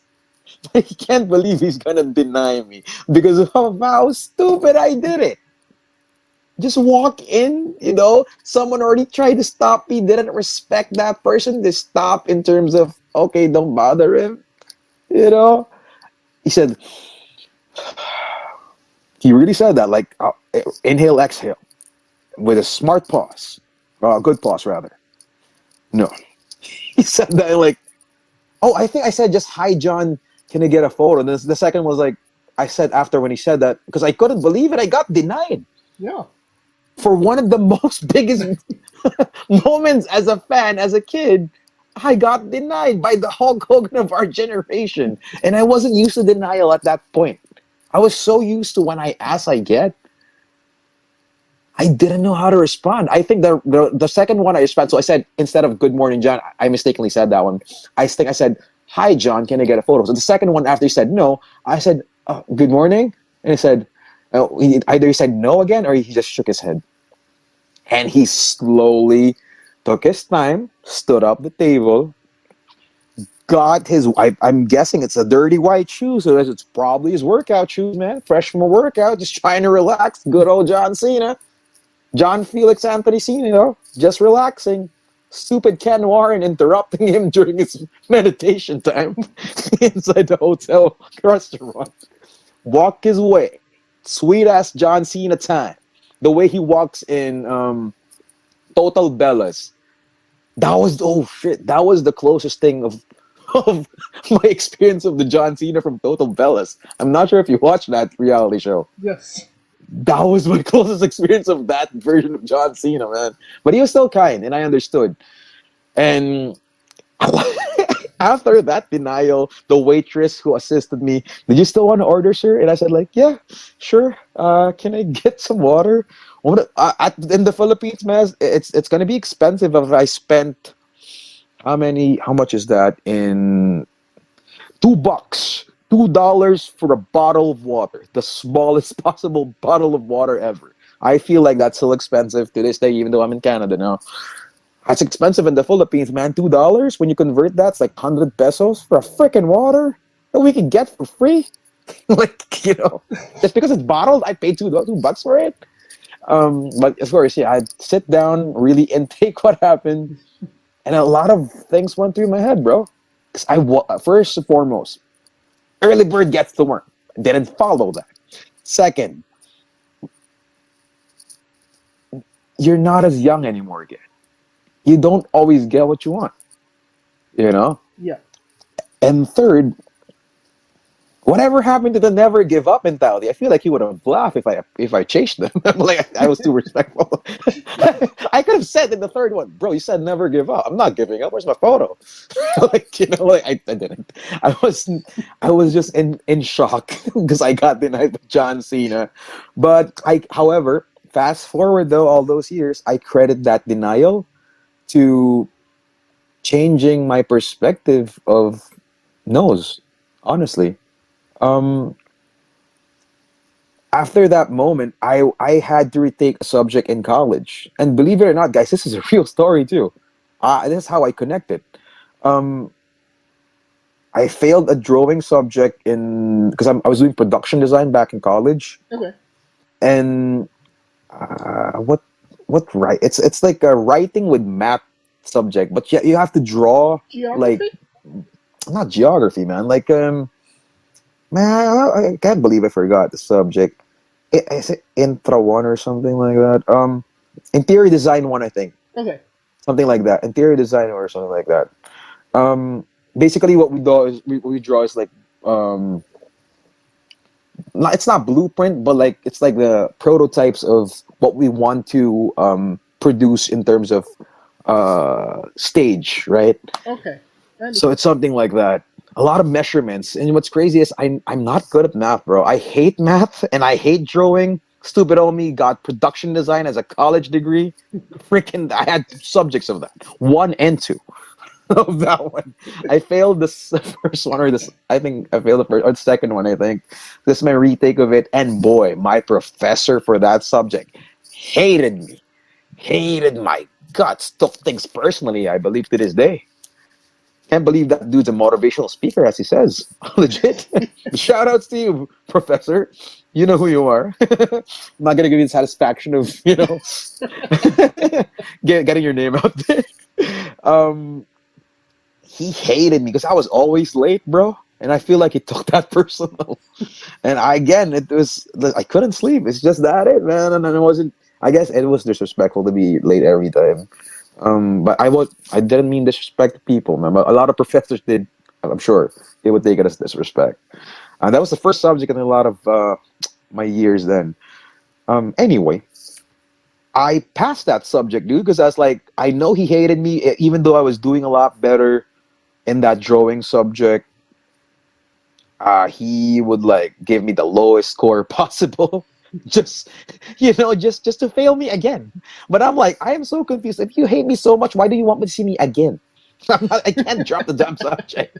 I can't drop the damn subject. If I drop it, I'm not gonna be able to graduate, and I'm not stupid enough to do that. I'm barely graduating here, man. So anyway, that's a different story for a different time because a friend of mine actually saved me in terms of he freaking exploded on that prof, man. Like he like did a fits or whatever like that. Like, oh my god, a whole scene and like, holy shit, what happened to you? You saved me, bro. We were about to fail both. Now it's just you who failed. And I passed. That's a different story for a different time. So yeah, my mentality there was like, even though that professor of mine was negative to me, no, you know what? I'll keep doing my best every time. I don't care. I can't. Of course, that was my doing, but I can't change what happened in the past, right? I can only move forward. So I was always early. I was never late anymore during that second chance. And I graduated, right? So I graduated production design, Bachelor of Arts in Production Design, for that matter. Actually, I can connect it to my WWE tryout because I said it to a lot of my guestings, some of my guestings, But to give you the gist of it, I got that opportunity when myself and Chris Panzer, another pro wrestler, one of my biggest or best rivals in Philippine pro wrestling, in our little scene there, Southeast Asia, we went on a trip, and this was his plan. I acknowledge and give all the credit to him. This was his plan because Singapore SPW had a tryout. Philippines, for some reason, didn't get a tryout. Not a tryout. SPW had a. Who else got it? I was thinking of the promotions where they went to. Sorry, Singapore and Thailand were the only promotion in Southeast Asia who had WWE scouting them for that year, 2019. Okay. So Chris Panzer told me, you know what, let's just try. I told him, because again, I'm just struggling. At this point, I was working, but I think freelancing or something like that. And I'm like, bro, I don't have the money. Thank you. I support you. And he's like, you know what, bro? No.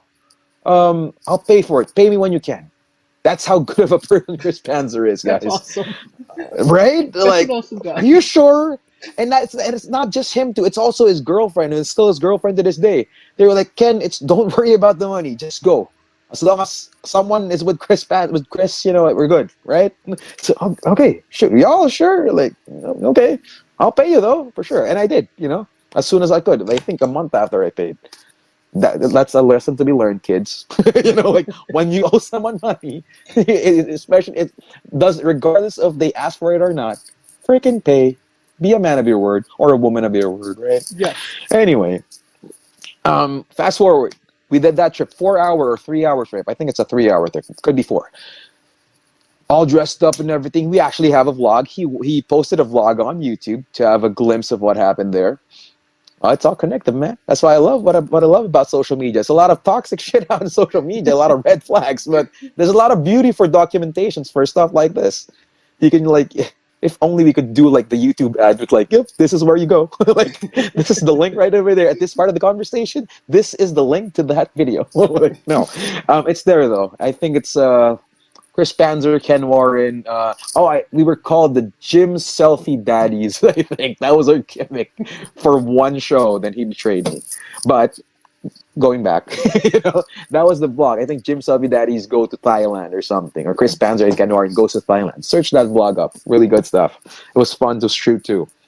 That was his idea, and we went to a show. We've never met at this point, and it wasn't set up Thailand yet.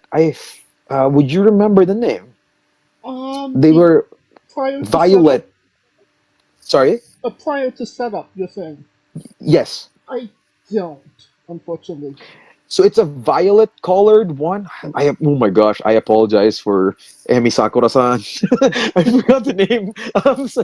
Pumi, if y'all hear this, I'm dumb. Sorry, I forgot the name.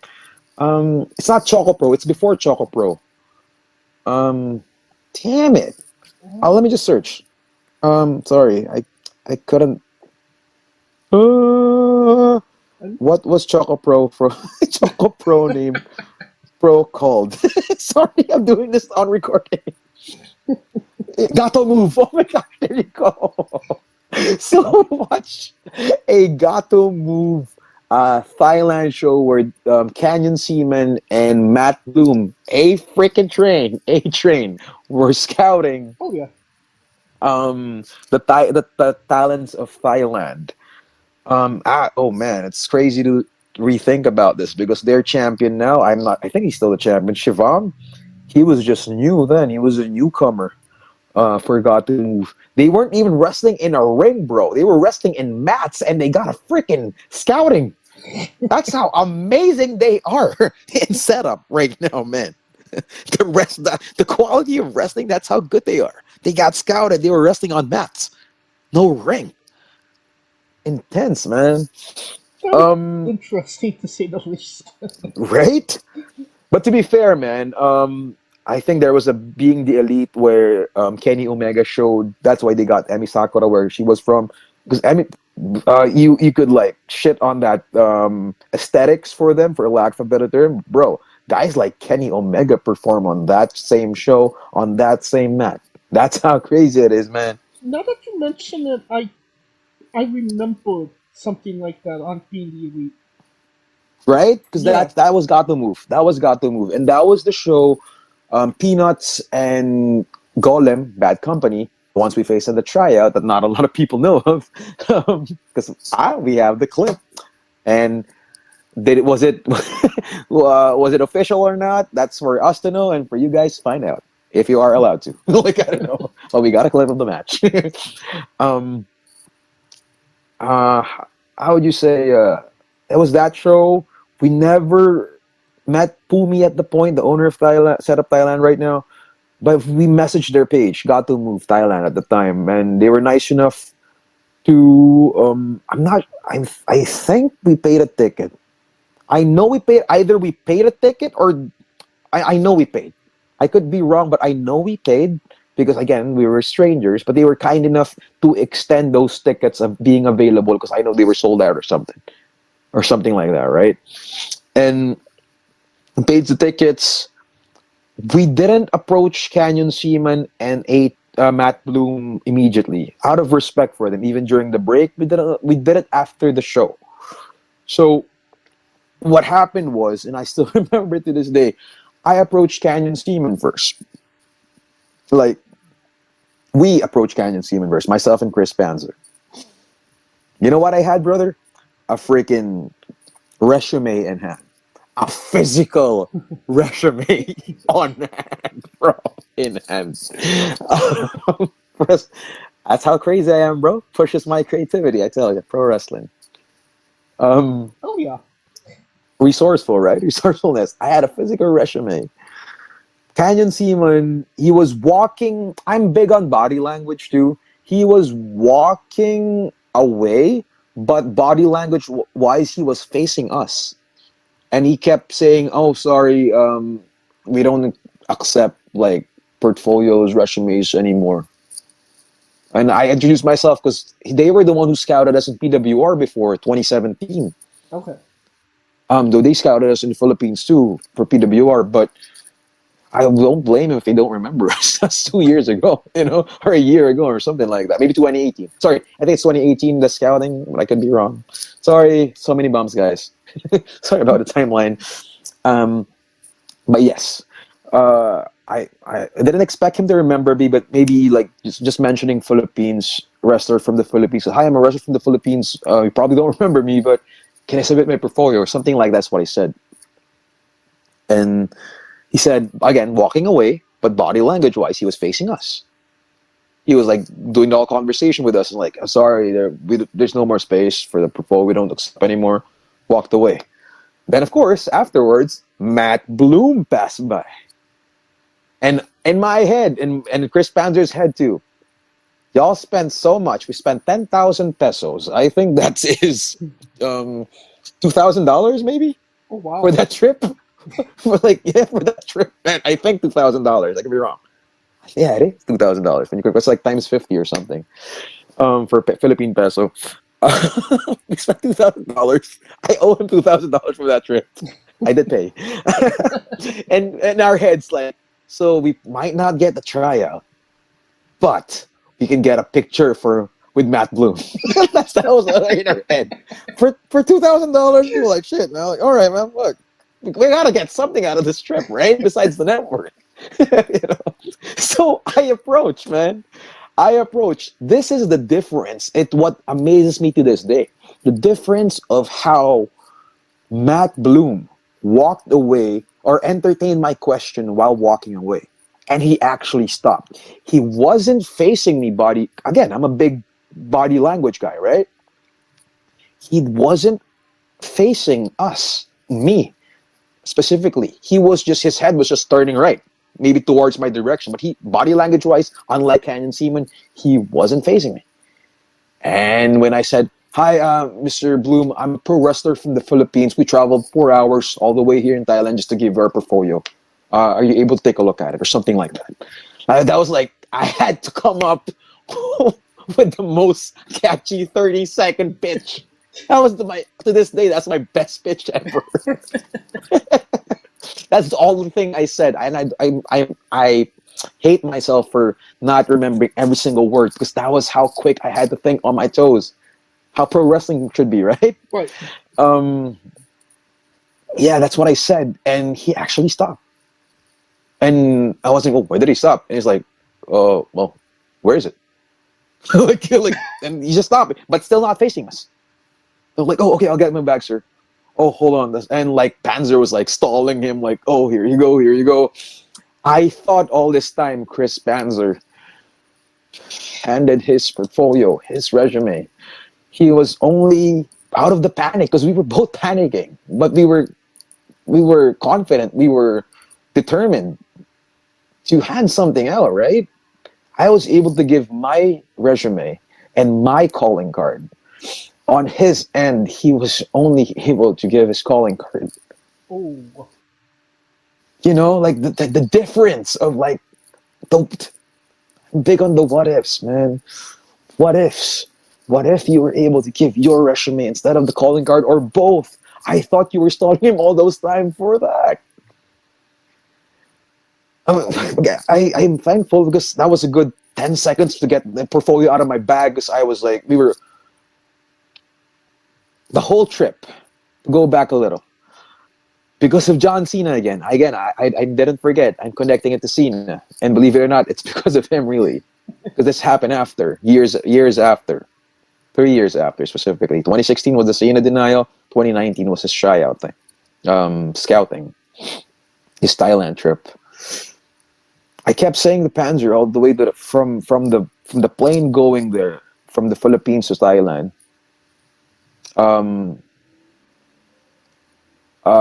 Don't set your expectation. Always expect the worst. I kept saying that. Instead of like, set your expectations. What if they say no? Let's have a backup plan.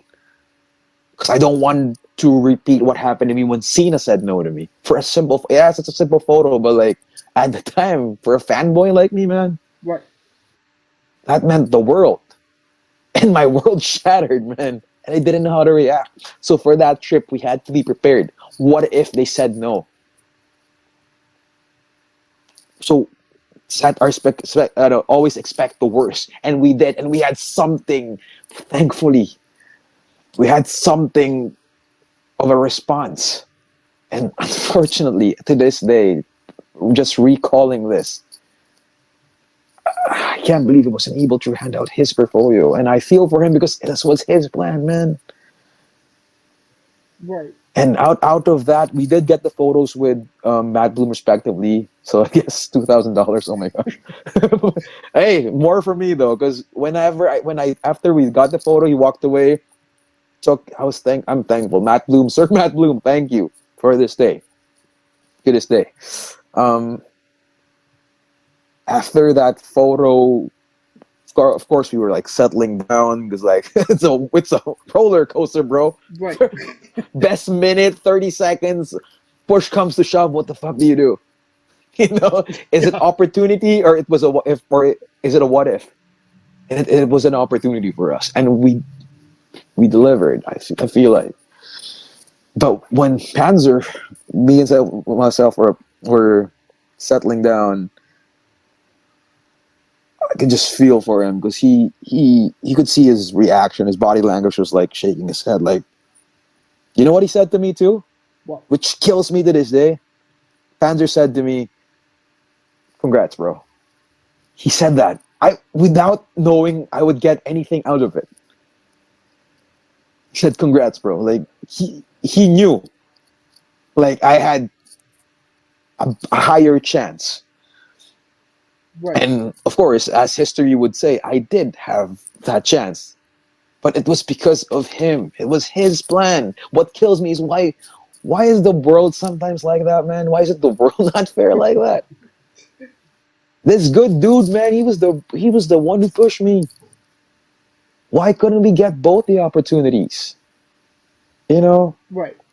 Again, like you wouldn't, and I'm thankful we're not doing WWE for a pro wrestler, an indie wrestler. You allowed me just buy a portfolio. It's not the most conventional way of getting a tryout, but that's how crazy my life is, man. Hey, And I'm not bragging about it, bro, but that's how different Pat's pro wrestlers are. That was mine. You know, no, I didn't say I didn't do hard work, right? But yeah, no. Hey, I but admire the that hustle. that's what they said too. I heard they so we're friends with like with a wrestler in NXT, and she told us like it was said in a class like someone from the Philippines did this. So how much do you want this or something like they did it in a pep talk, and I'm like, oh my god, so much pressure on me. I'm not sure if they said my name, but like they use it in a pep talk for a class. Wow. Like how that's what we heard. We can verify if we get to talk to that our friend there. Um, oh, she's not there anymore. She's on the main roster now, but Kid you know. Carter, right? Yes. How did you know? Oh my gosh, how the hell?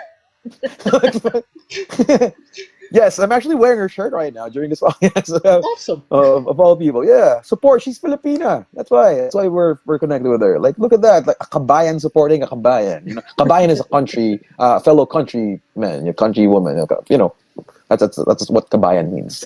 In case y'all don't know. So, yes, that's what we heard.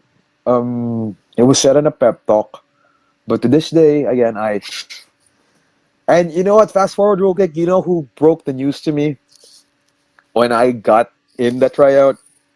Yeah. Okay, who? No, I'm saying yeah. No. My former tag team partner, the one I defeated Path of Gold tournament, 2018. Former PWOG Stag Amigo, hashtag PWOG Stag Amigo, Jake De Leon. He was the one who broke to me. That dude never calls me. We're not the closest of friends, don't get us wrong, all right? We're not the closest of friends, but that dude never calls me. But for a 5 a.m. phone call, I was at a freaking shift. I was at a weird point in my life. I had a full-time job doing customer service. I had a 4 a.m. shift, so I was already at work, and the freaking internet wasn't working in terms of connecting with with our customers, right? It wasn't working at the time. And the dude was trying to call me, like, what the I was like, why the fuck is he calling me at 5 a.m.? And he, when I answered, Ken, check your fucking email. Like, check your email, please. Like, as a Filipino, like, okay. Like, I dropped the call. I think I was using data at the time. That's why I received the call. But internet was down in the office. That's what I vividly remember. Like, what the fuck's happening? Like, man, what's happening to my work? Every customer is gonna be fucking irate for the next 2 hours. 200 chats is gonna be there. What the fuck? This is a bad way to start the fucking day. Like, the freaking call was like, check your email, bro. Well, first of all, this person doesn't call me ever. Like, secondly, what the fuck? Okay, I check my email. Like, then I saw the email that was forwarded to me. Congratulations, blah blah blah blah blah blah. It was myself, Crystal, and him. So sorry, it was supposed to. The order is supposed to be him, Crystal, and myself. That was what the email contained, and I'm like, what the fuck? Like, as happy as I am, I don't want to be sad. I don't want to fucking keep digging this freaking grave. But I was also like shocked. Like, how the fuck do I say it to Panzer? We did eventually say it to all of them, but like, you know how that feels, man? Like, I carry that to this day, and sometimes I know I should, not really carry that burden. But like, there are two what ifs of myself, What if we both got that tryout? What if there was 4 of us from the Philippines? What if one of us, it could have been him, What if he could have been NXT, bro? Freaking, or right. Just seeing how it tears you up that he didn't get it, it just speaks to your character. That even though something great happened for you, you're still thinking of your friend. And who wouldn't, right, bro? It's because of him. Why I was in that situation in the first place. I was in the situation to think on my toes for 30 seconds for the biggest pitch that you have to make. for the biggest wrestling company in the world, for you to get that chance. Well, I mean, hey, it's like you said, multiverses. What ifs? Yes, what ifs? Yeah, man. Like, but you know what? The way I repay him, I know I could never, but I try my best to. Like, even just as simple as mentioning his name. My story would always be involved with his story in terms of that aspect. It's entertaining. You know what? Another crazy thing he did too, bro. Yeah. Sorry to cut you off. Yeah, continue. When he went to WrestleMania 2 years, 3 years, I think prior, before me, he was able to save good enough money because I was bad at money, but I was super happy because all my Funko Pops are with me. Well, they're in the Philippines now. Either these are new Funko Pops that I have. He was able to save enough money to go to WrestleCon in. Was it in LA where Batista had his retirement match against Triple H? That was New York. New York. So he went to the one in New York, that WrestleMania. He met our childhood hero. He's also a big fan of the Heartbreak Kid, Shawn Michaels. And that thoughtful motherfucker, I'm talking about Chris Panzer. That thoughtful motherfucker.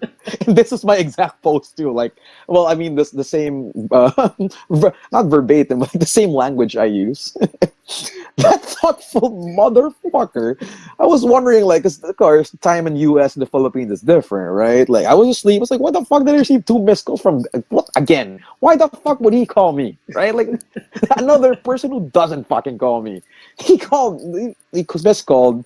And when he got home, fast forward after that, like, yeah, okay, bro, here you go. Oh, that was super fun. Make sure you save your money when you go to WrestleCon because you can't just freaking pay for every fucking wrestler. You're gonna go broke. Right. Just pick your heroes, man, or pick the ones you really like. Of course, he met the Heartbreak Kid, Shawn Michaels. He had a great photo. I was like, oh, I'm super happy for you, man. He was trying to call me. He told me the story afterwards. He was trying to call me while he was in line. Just for me to see Shawn Michaels, like, at least digitally. And this was before I met Shawn Michaels last year, right? This was way before. And he's my hero, our hero. And you know what fucking Chris Panzer did? Fucking paid. Never even asked money for this. Paid. Motherfucker, because I gave him a shirt. I gave him my shirt, wrestling shirt. He gave me his wrestling shirt. This motherfucker got his wrestling shirt of mine, which says Ken Warren on it. Gray shirt, had Shawn Michaels, our fucking hero, sign it. Awesome. I could write it up. Like, what the fuck? I'm like, I was wondering, first of all, I gave you that shirt for you. And secondly, why the fuck would Shawn Michaels sign my shirt? So, but it was really thoughtful. And I still have that shirt to this day. And I still don't know why he did it. That's how amazing of a crazy motherfucker of a person Chris Panzer is. And I'm not sure if that's even the wrestler version of him. That's as a person. That's how he is. And that's why it kills me. Because I feel like that was the year prior to the tryout opportunity thing. But again, our stories will always be intertwined. And I will never forget the people responsible for breaking the news to me and giving that chance to me. Not just the ones who accepted the portfolio, which is Matt Bloom, but the people who had the money at the time, who had the thought of, you know what, let's take Ken to this. We might get something out of it. Just thinking of me at the time. Right. No, as cliche as it sounds, bro, no man is an island. Right. And I got a lot of opportunities because I was lucky enough to meet some great people in Chris Panzer and Jake De Leon and Crystal. And so. I'm sorry I didn't mention you in this word, but like those people in pro wrestling. who actually cared, not just another booking, not just hi hello. So I miss them. I do. And I'm lucky to have been in the same roster upbringing, for a lack of a better term, with them for several years. Yeah. And I hope, man, I hope their respective time comes, especially for Chris Panzer when he decides to return. Yeah. Okay. Let's move on to the colossal question. Oh my gosh, there's a bigger question. Okay. Let's say that they're making a movie about you. Yeah, man, what kind of questions? What the hell are you? Every movie has a soundtrack. What would be the first 3 songs on your movie soundtrack?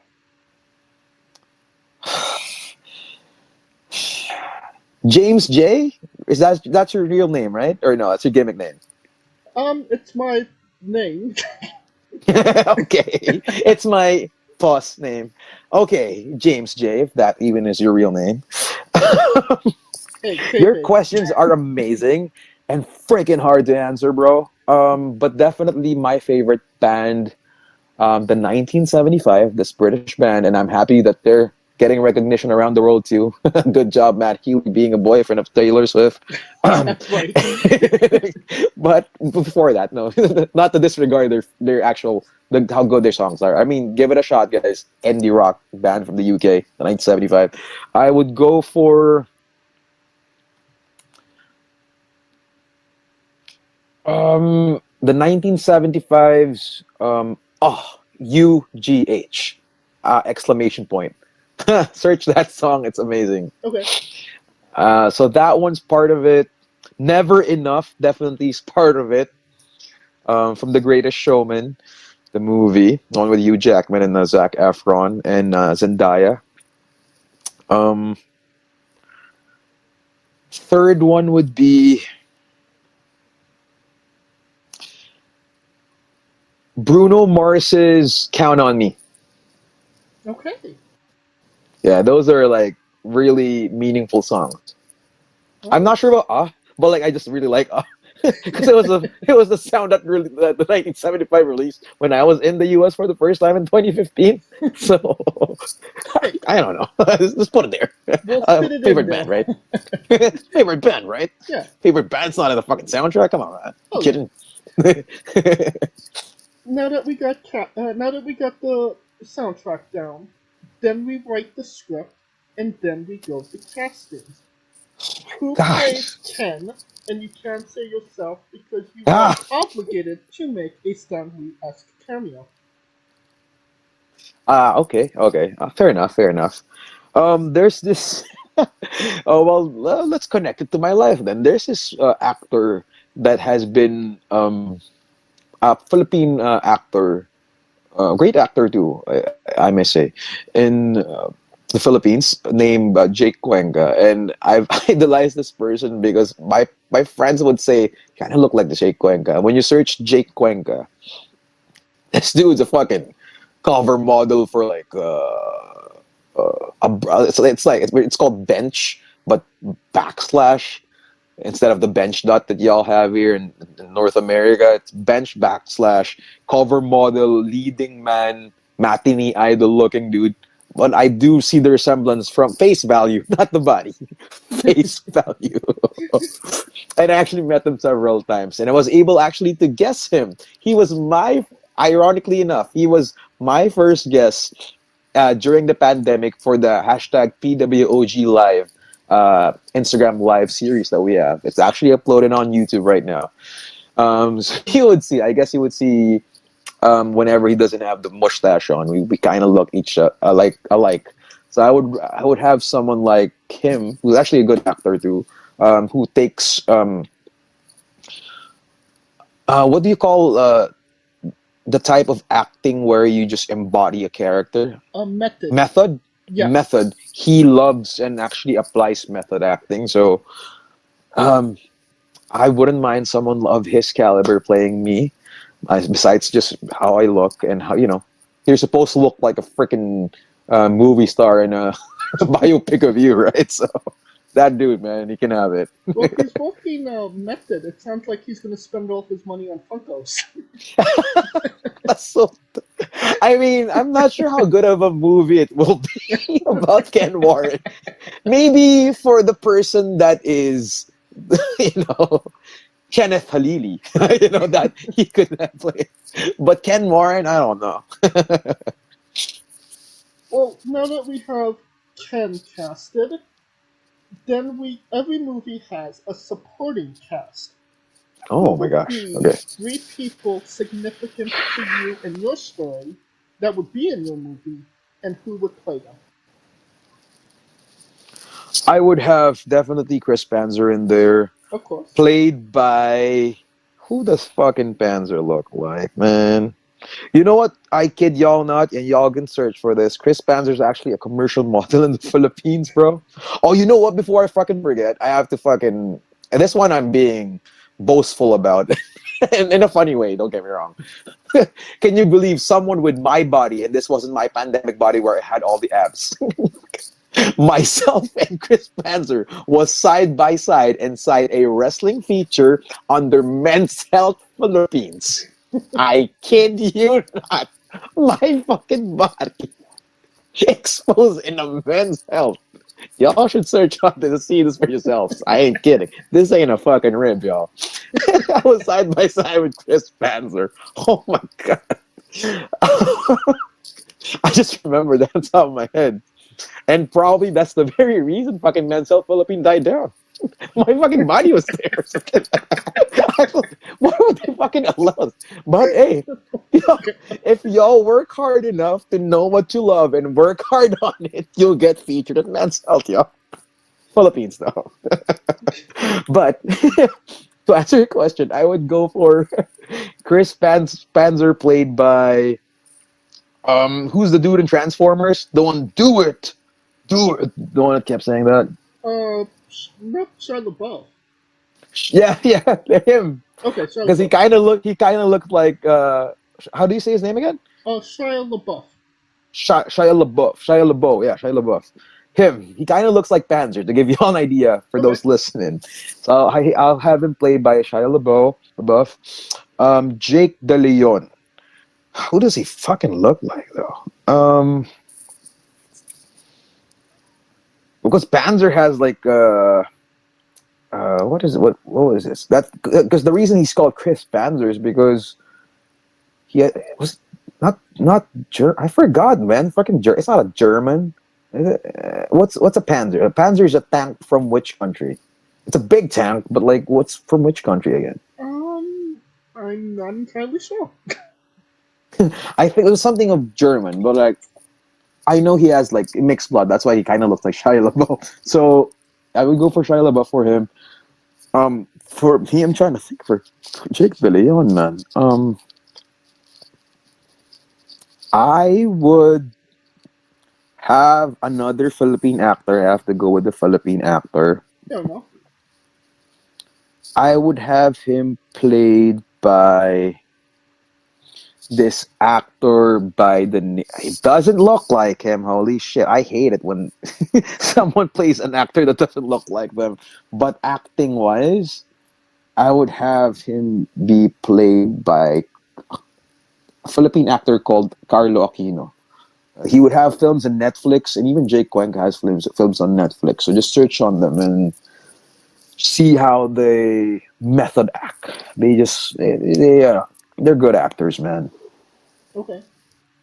Oh, maybe not Carlo Aquino. Either Carlo Aquino or Agamula. Like one of them. You don't know them. North America, they're not as famous, but like search those people. Agamulak or Carlo Aquino. One of them. Another one, right? One more, yes. Crystal, of course, female. She would be played by, who does she look like?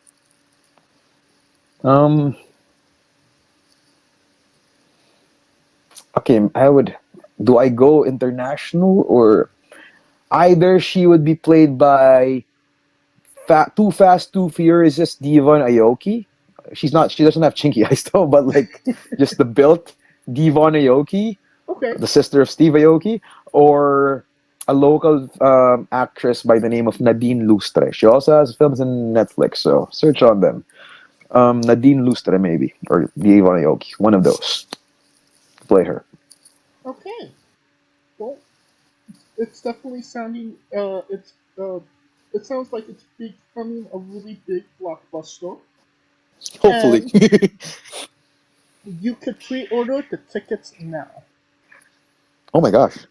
Yes. Can we really? Absolutely. Is it on Amazon and eBay? It's Don't give me those links that are like lose all my credit card information on. Come on, bro. Damn. But the tickets are $1, but the shipping is $82. Because it's coming from the Philippines. Oh my gosh. Straight to DVD. Documentary though. Like that's why. On to a controversial subject. Oh my gosh. Pineapple on pizza. What you say? Oh, actually, because I try to be, I've been giving the most safe. I have to decide. I can't be a middleman, right? Yes. You know what? Sorry. You can pro or anti. Pro. They're actually okay. Me being myself, like not just being Ken Warren, just myself. I'm a weird ass dude, man. I love obscure things. I enjoy different. I thrive on being different. In a pro wrestling world where you have to be different, I am challenged to be different. So I love different. I love pineapple on pizza, which is sweet and salty. That's how it tastes like, honestly. Okay. What's your spirit Pokemon? Spirit Pokemon, I'm a hybrid of Hunter and Blastoise because they are my favorite. Oh yeah. But yeah. Alright. Now we love the late great Tracy Smothers on the show. Okay. Do you know the acronym for Doug? THUG. Oh, what the hell? I saw this, I think, last year on Twitter. Fuck.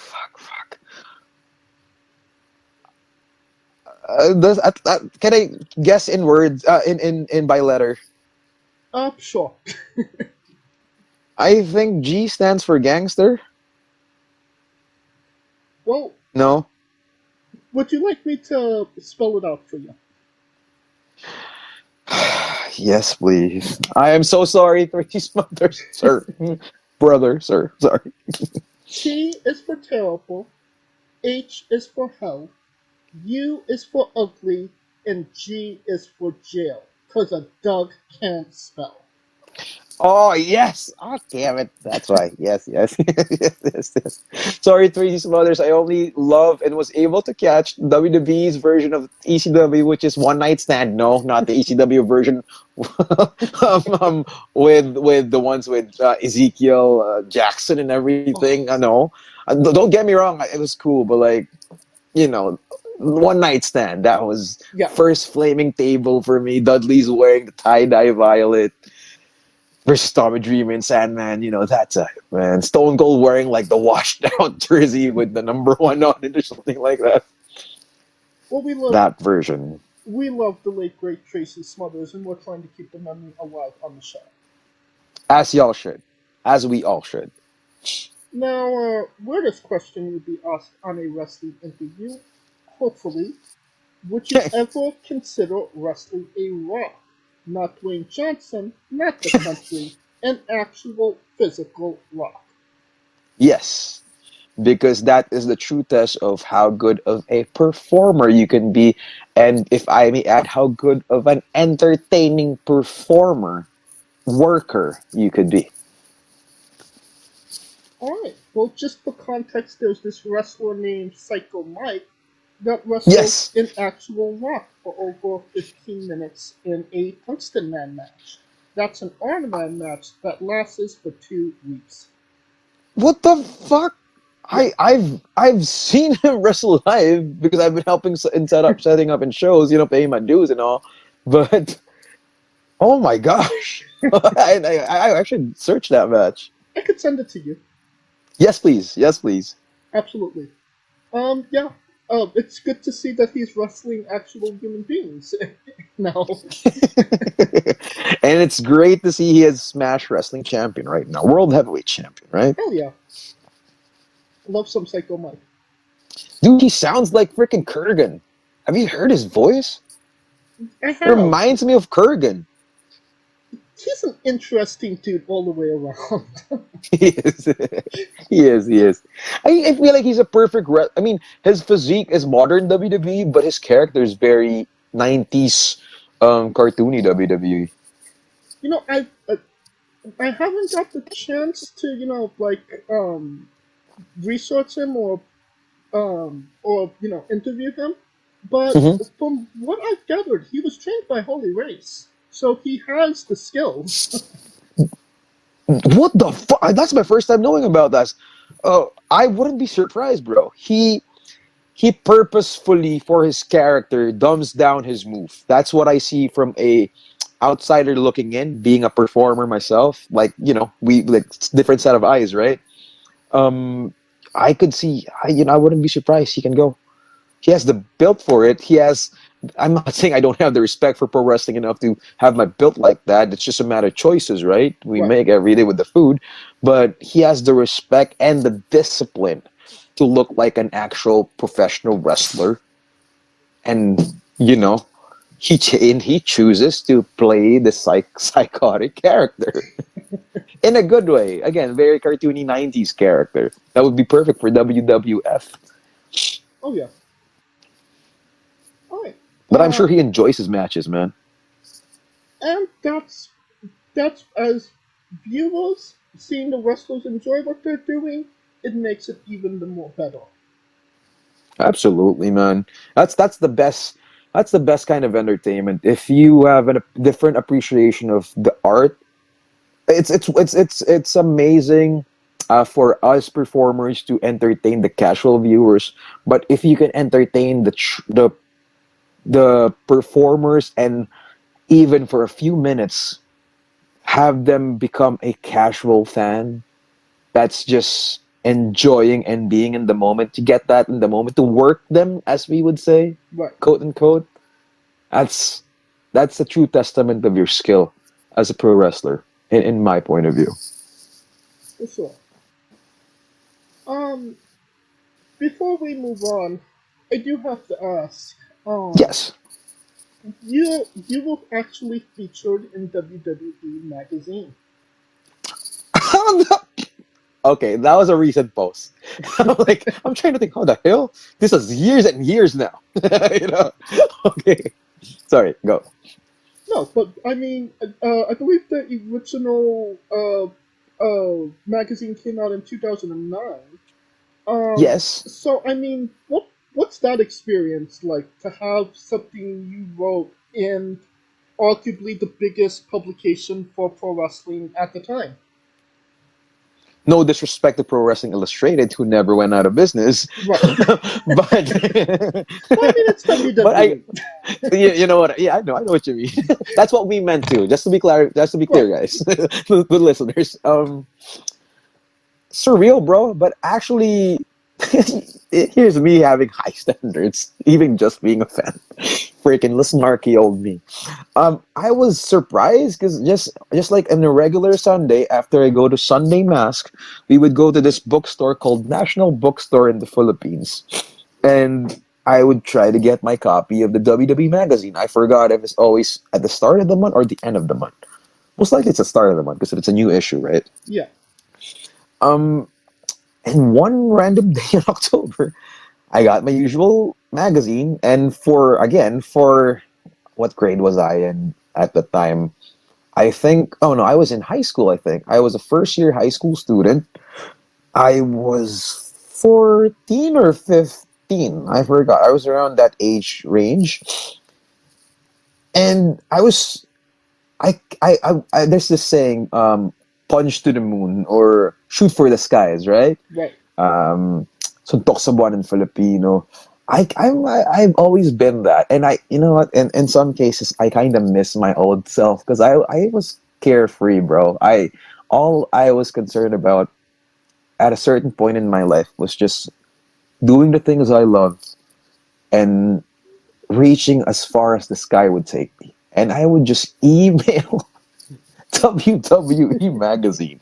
It says on the damn magazine, right? Don't get me wrong. I spent $10. $10 for 2009 in the Philippines is fucking expensive. I could have treated 2 buckets for KFC just to give you an example. Maybe that's exaggerated. A bucket of KFC for my friends in high school. That was the price of a WWE magazine in the Philippines. Equivalent to give y'all an idea for the listeners. If y'all think inflation was bad, you should see American products in the Philippines, how bad inflations are. um, but I digress. Going back, I just did that email. I was disappointed when I saw my name, but I was surprised. I had to look, the typical saying, look twice. Like, that really me? What? Kenneth, this is like Kenneth Halili, my shoot name. Halili, that's my last name. Kenneth Halili. Like, what the fuck? Then I read this, then I read the article I wrote, my fan mail. I didn't say this shit. What the hell? I actually even emailed them about it.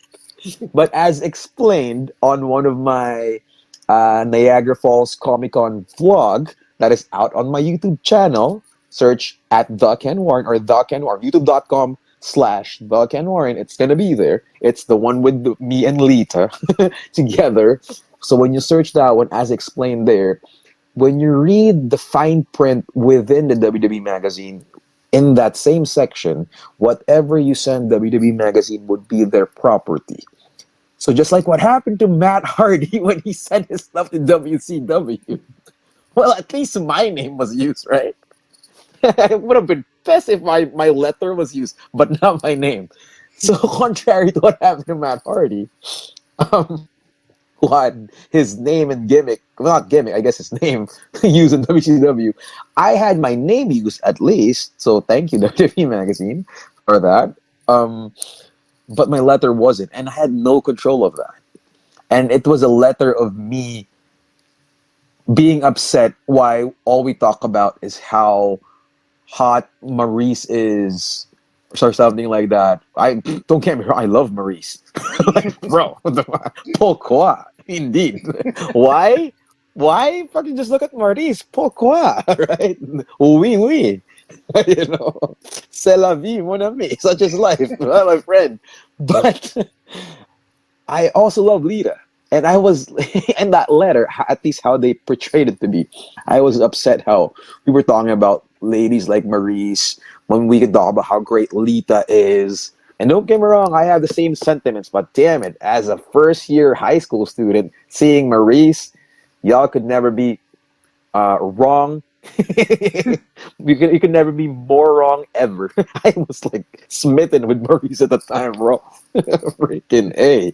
But I was able to meet Lita for it. I wasn't able to explain to Lita that this wasn't my letter, but I was able to have it signed at least after all these years. It's been a minute. That's like what he said on my vlog. But yes, I am to simply put or summarize my answer. I am both disappointed. Yes, this is the order. I am disappointed and surprised when I saw my name on it. But I am thankful nonetheless, though. Super, super, super not thankful. Not just the celebrity answer. Oh, it's cool. Well, what the fuck y'all talking about? It's super cool. And because that's my shoot name too. That's something you can never take away from me. And a fun fact, because I try to search as much as I could of back copies for that. We have like a store in the Philippines. Book Sale is the name. Yes, that's the name of the actual store. Book Sale. And lo and behold, everything's on sale, And not just sale, like price tag down and everything. So I think I would get a magazine for as low as $3, a back issue. So I had like during the time the October 2009 copy was out of WWE magazine. So around 2010 I got it. I think around Feb or March. So it takes a couple of months before they bring the back issues there. I had like 8 copies, I believe, 8 to 9, because my name was on it. I'm that kind of a wrestling fan, and how vain I am. You know? I would have to go back. Well, Yeah. I have to go in my storage unit, but I'm pretty sure that I have that copy as well. You do? Holy shit! It's the one with Cena, right? Cena, almost like a punching motion, color yellow WWE logo on it that says WWE magazine. I Check think that out, bro. That's shoot, man. That is not edited. There was no Photoshop at the time, so that is me, bro. That shoot me, and I was super happy when I saw it in Niagara Falls Comic Con, man. Oh. No, I have most of those magazines. You still have it with you though? Not on me. Like it's in a storage unit, so I would have Oh, to y'all be actively careful, seek man. it. That might be sold, you know, like in Pawn Stars, they do that shit. Buy up, well, sorry, Storage Unit, not Pawn Stars. Storage Unit, Storage Wars. That's the show, right? No, Storage Wars, who bought it? I pay my mom for it. That's good. That's good. But hey, be careful. I mean, you know what? One day, if ever, if the universe would let it be, if ever I make it to WWE, that will be part of my story, man. How was your magazine, man? You edited my whole fan mail. What the fuck? That'll be in my like DVD. Oh, there's no more DVDs if ever I make it. But like, Your 24 yeah, documentary. yeah, with WWE 24. The headline is "Y'all screwed me over with my fan mail." Maurice over Lita. Oh, Lita over Maurice. I am torn, honestly. But like Maurice at the time, boy, Yeah. saying that to a high school student. Come on, man. Y'all be kidding.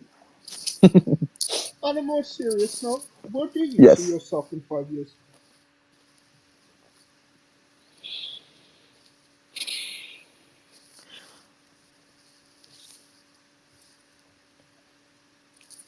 A happy,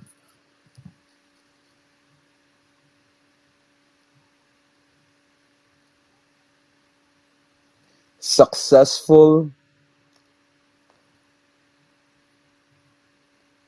pro wrestler who is now a citizen of either Canada or America. Most likely Canada, though, because I'm here. But I might be married at the time. Could be not. Depends on my budget. Depends how much I save. And God bless my partner right now. My girlfriend, God bless her. We're sticking it through with me.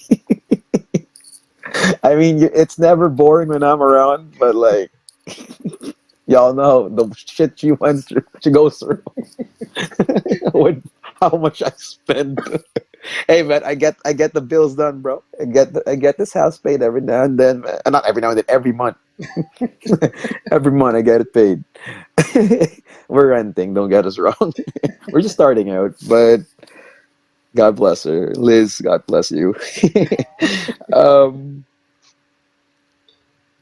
Yeah, I am a happy, successful pro wrestler who is a citizen of either Canada or America.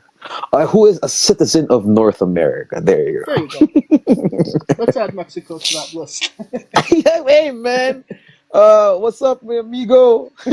Hola, orale. I don't know. That's one of the goals too, actually. I know I look I look like Mexican, but I kind of look like Mexican. But I would always get like I look indigenous or I would look like Native American, and I do see it now. Actually, people would Canadians would call me like, "Are you indigenous?" I'm like, "Oh no, I'm Filipino." They don't see it for some reason. Because there's a large indigenous community in Canada. Yes, that is true, and I noticed that too. And I saw some because like I work in retail, right? To both my jobs are retail, so I would see them, our customers, and like I kind of do look like them. They're right. Like I don't see the Filipino in me. Because I back in the Philippines, I would ask like foreign classmates of mine. Like I asked a Korean classmate of mine one time in college. She said like I look Mexican. And I'm like, what the fuck? I look Mexican? I kind of see it too though, but I know it was the Mexican from Walking Dead, if I was correct, or the one who played Punisher. I think that's the actor. I think I know who you're talking about. Yeah. Yes, him. And I saw him in person at Niagara Falls Comic Con. I don't think I look like him. Looks different on the show, but I got the point. And when you look at it, he is Mexican his nationality of native, I think. But I do, when you really look at his features, I do look Native American. I see it. I see it now. Okay. But yeah, which is interesting. And what is a match people should go out of their way to see that best shows off what Ken Warren is all about? Oh my gosh. You should see definitely see the match from first on the list. How many matches? Just one? One, if you want to give me two, you can do that as well. Okay, so I'll give you is there one that I really like that's out? I'm trying to think because there's ones I really like. They're not out, bro.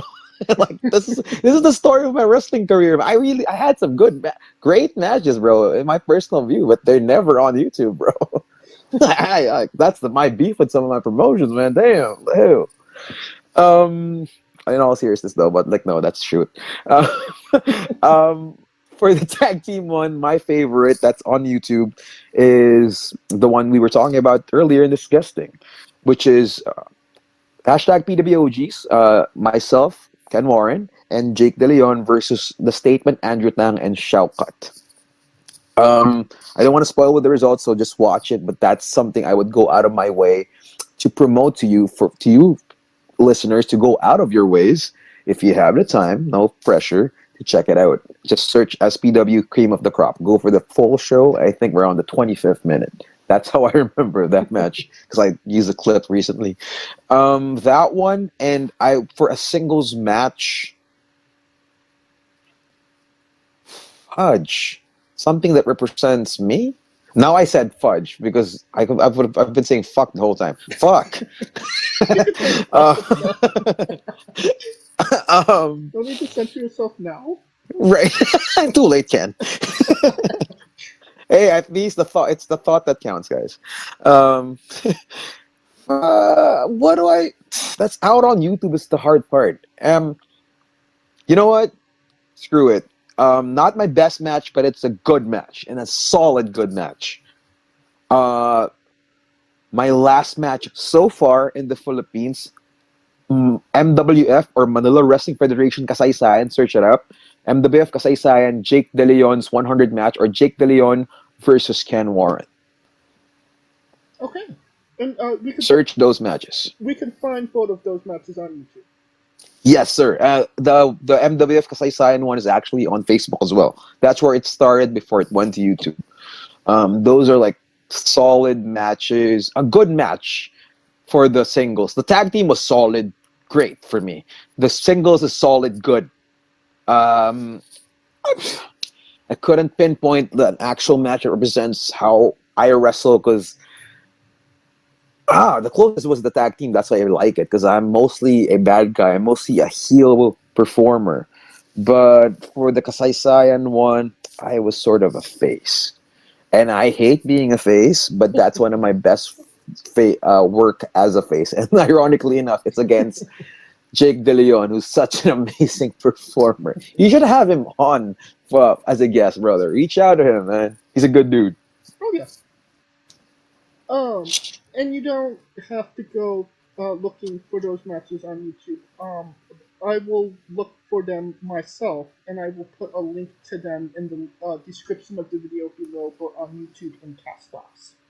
God bless you, James J. Thank you. Yes, please. Yes, please. If James J is kind enough to do that, y'all should really click that, man. It's worth it. Yeah. I tell you, I kid you not. And it's free too, y'all. It's free. Why don't you check it out? $3.99. Oh, that is out. I didn't know about that part. The links were free. I didn't know. James J was charging for wrestling for the entertainment. But okay, do what you have to do, brother. I get it. This is the merch table, the gimmick table, brother. I get it. And you could check out those matches for anybody that hasn't seen it, wants to see it, wants to re-see it after this interview. Yes, please. Yes, please. Do check it out, man. And since we are nearing the conclusion of this interview, we are wrestling with the 8 questions of doom. This is our speed round, our bonus round, the round where we see who you really are. Are you ready? Always ready. Excluding yourself, greatest wrestler of all time. Shawn Michaels. Worst wrestler. Mm. Holy shit. Great Khali? Oh, fuck. I used someone's answer, but yes, Great Khali. I will accept that answer. Your main Sorry, event, Great Khali. Your main event in WrestleMania for the World Championship. Who is your opponent? Shawn Michaels. If you could come out to anyone's entrance music, past or present, who would it be? Dolph Ziggler. Here to show the world. Finish the sentence. Kayfabe is Wrestling.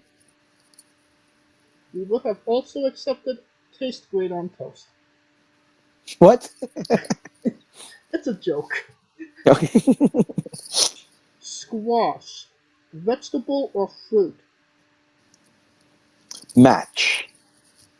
I will accept that answer. New Japan wrestler Tai Chi. His ring gear gets smaller every year, revealing more of himself to the world. My question, what is the appropriate trunks to butt cheek ratio for ring gear? For male or female? In general. The one like similar to Hulk Hogan.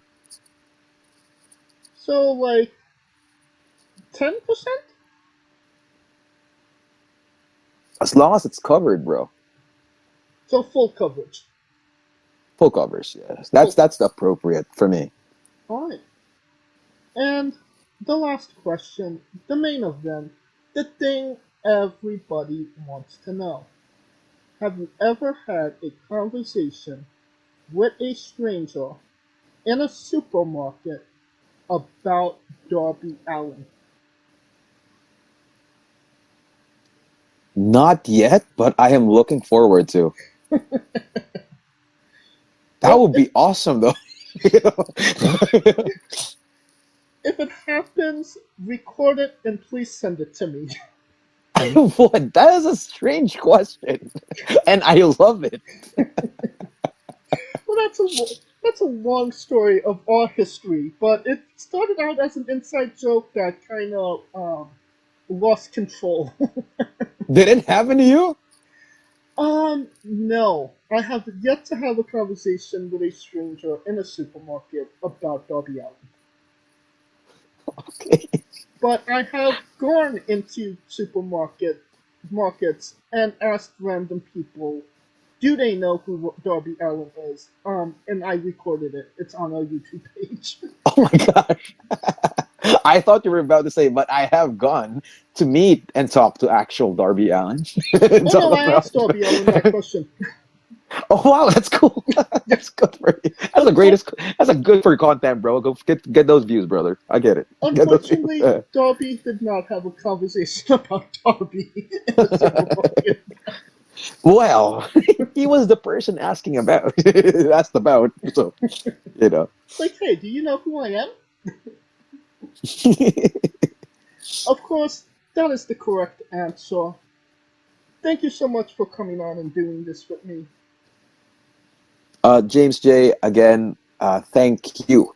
I know I asked off before the recording started, off the record, how you found out about me, and you don't have to repeat your answer, but I thank you for giving the spotlight to a Southeast Asian wrestler, specifically a Filipino wrestler like me, although I'm not in Philippines or Southeast Asia anymore, or in Asia in general anymore. I'm in Canada, North America, but I am thankful that you are giving this platform to us. More wrestling fans, wrestling appreciators, for lack of a better term, should give a chance to Southeast Asian wrestling. Philippine pro wrestling specifically is halo halo again. Search that dessert. It's HALO-HALO. You would call it Halo. It's Halo Halo. It's mix basically. It's not the game. It's not the game, guys. It's a dessert delicacy in the Philippines. It's a mix of everything. That's how our style is, and how fun the style can be. There are some hidden gems in Philippine pro wrestling in our scene, and not just in Philippine pro wrestling, in the Singapore pro wrestling scene. Oh my gosh, in the Thailand pro wrestling scene, in the Vietnam pro wrestling scene, in the Taiwan pro wrestling scene, and do I even need to mention? Oh, but it's not part of Southeast Asia, but it's part of Asia. Japan scene, of course. Everyone wants to go to Japan. You know? But if y'all giving eyes on Japan, give eyes to the neighboring countries there too. You might not know who you would see next in the WWE and AEW or in TNA. I'm glad it's called TNA right now. Yeah. You know? Or in the NWA, you know? And we love to obviously we love pro wrestling here at Wrestling with Entertainment, and just not American pro wrestling, but pro wrestling all around the world. And when we get to celebrate it, and show other people what pro wrestling is about, in other countries, Mhm. we can't pass up that offer. It's awesome. Man, you guys, honestly, that's what I love about you guys. This kind of platforms, what you do, James J. Legit. I'm not sucking up to you because you have me on a guest, but I am legit thankful. Doesn't matter how over the podcast is, how over the channel is, but us being on the same platform, giving each other content, giving each other platforms, opening these kind of doors, it's a win-win for everyone, right? Absolutely. It's not just networking. You can't just view everything as business. Sometimes it's just a matter of appreciation. You gave us a shot. It's similar. It's similar to how the opportunities I've got. You want to connect that to those. You gave me a shot of being introduced to your audience in the North America area, in Los Angeles area of all places, man. I am thrilled now that I realize it, and it's in LA, baby. I don't know how. I don't know if you have like listeners, Santino Bros, or from Brian Kendrick's school of Brian Kendrick's promotion, wrestling pro wrestling. That's his wrestling. I don't know if you have audiences from there, but I am humbled y'all get to hear me.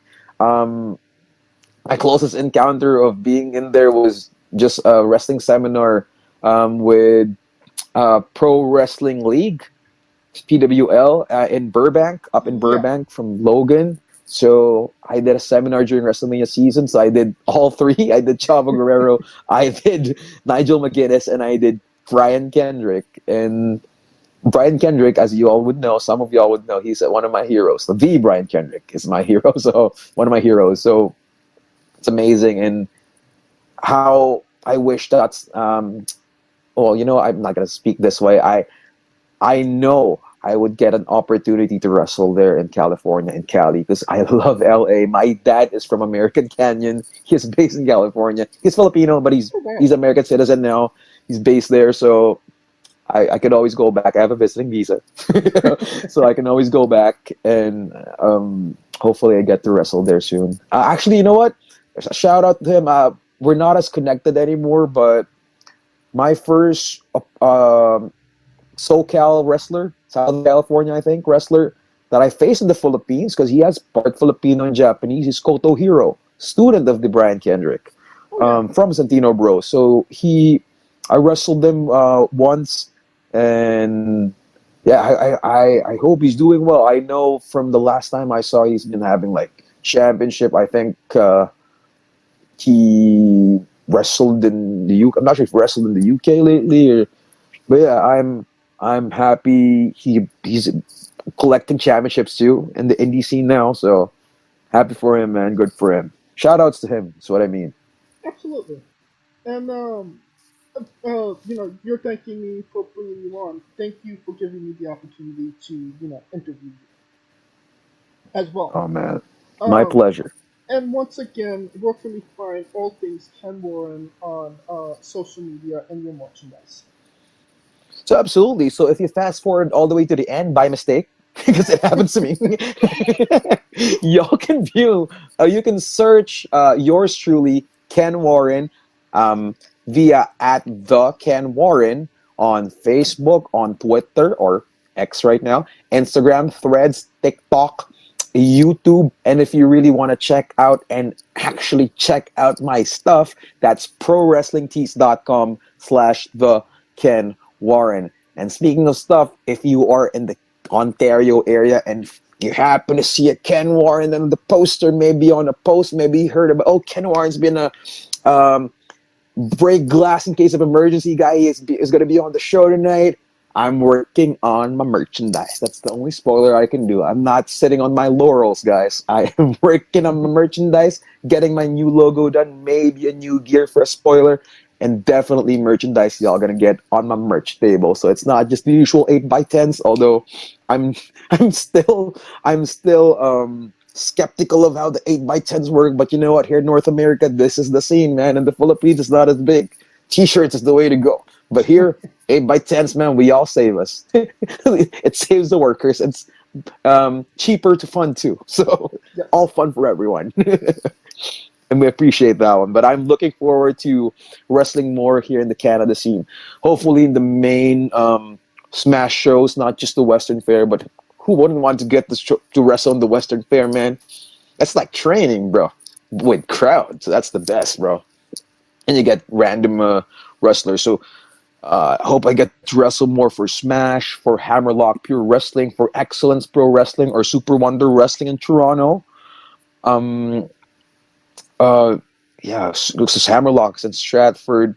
Maybe for Classic Championship Wrestling again, CCW here at Ontario as well, around the Forest, Ontario, or Guelph, or Sarnia area. Hopefully I see you guys there again. And looking forward to more cities or more provinces I get to wrestle in. Oh, yeah. And deuces, y'all. And with that being said, without further ado, y'all can hashtag that. And you don't have to type it into your Google machines. All of the links to all his social media and merchandise will be in the description of the video below or on YouTube at Castbox. Simply click the link, a new tab will appear on whatever device you are on. You have no excuse. Buy a damn shirt. What he said. And thank you for listening. If you like what we're doing, please like, subscribe, comment. We're on YouTube and Castbox. This was sponsored by Rogue Energy and Player One Coffee. Join us next Tuesday and Wednesday for new incredible interviews. Follow the show at Wrestling with E, both on X, Thread, and Instagram for information on who we're interviewing, when we're interviewing them, links to those interviews, and so much more. Follow me personally at JamesJ993. Alright, Ken, when I say wrestling wit, you say entertainment, okay? Copy. For our very special guest, Ken Warren, Calico Yacht, Scooter Dust, I'm James J, and this has been Wrestling with Entertainment. Hey folks, this is the Colossal Mike Law, and you are listening to Wrestling with Entertainment. Enjoy the show, support these guys. We appreciate it very much. We'll see you at ringside.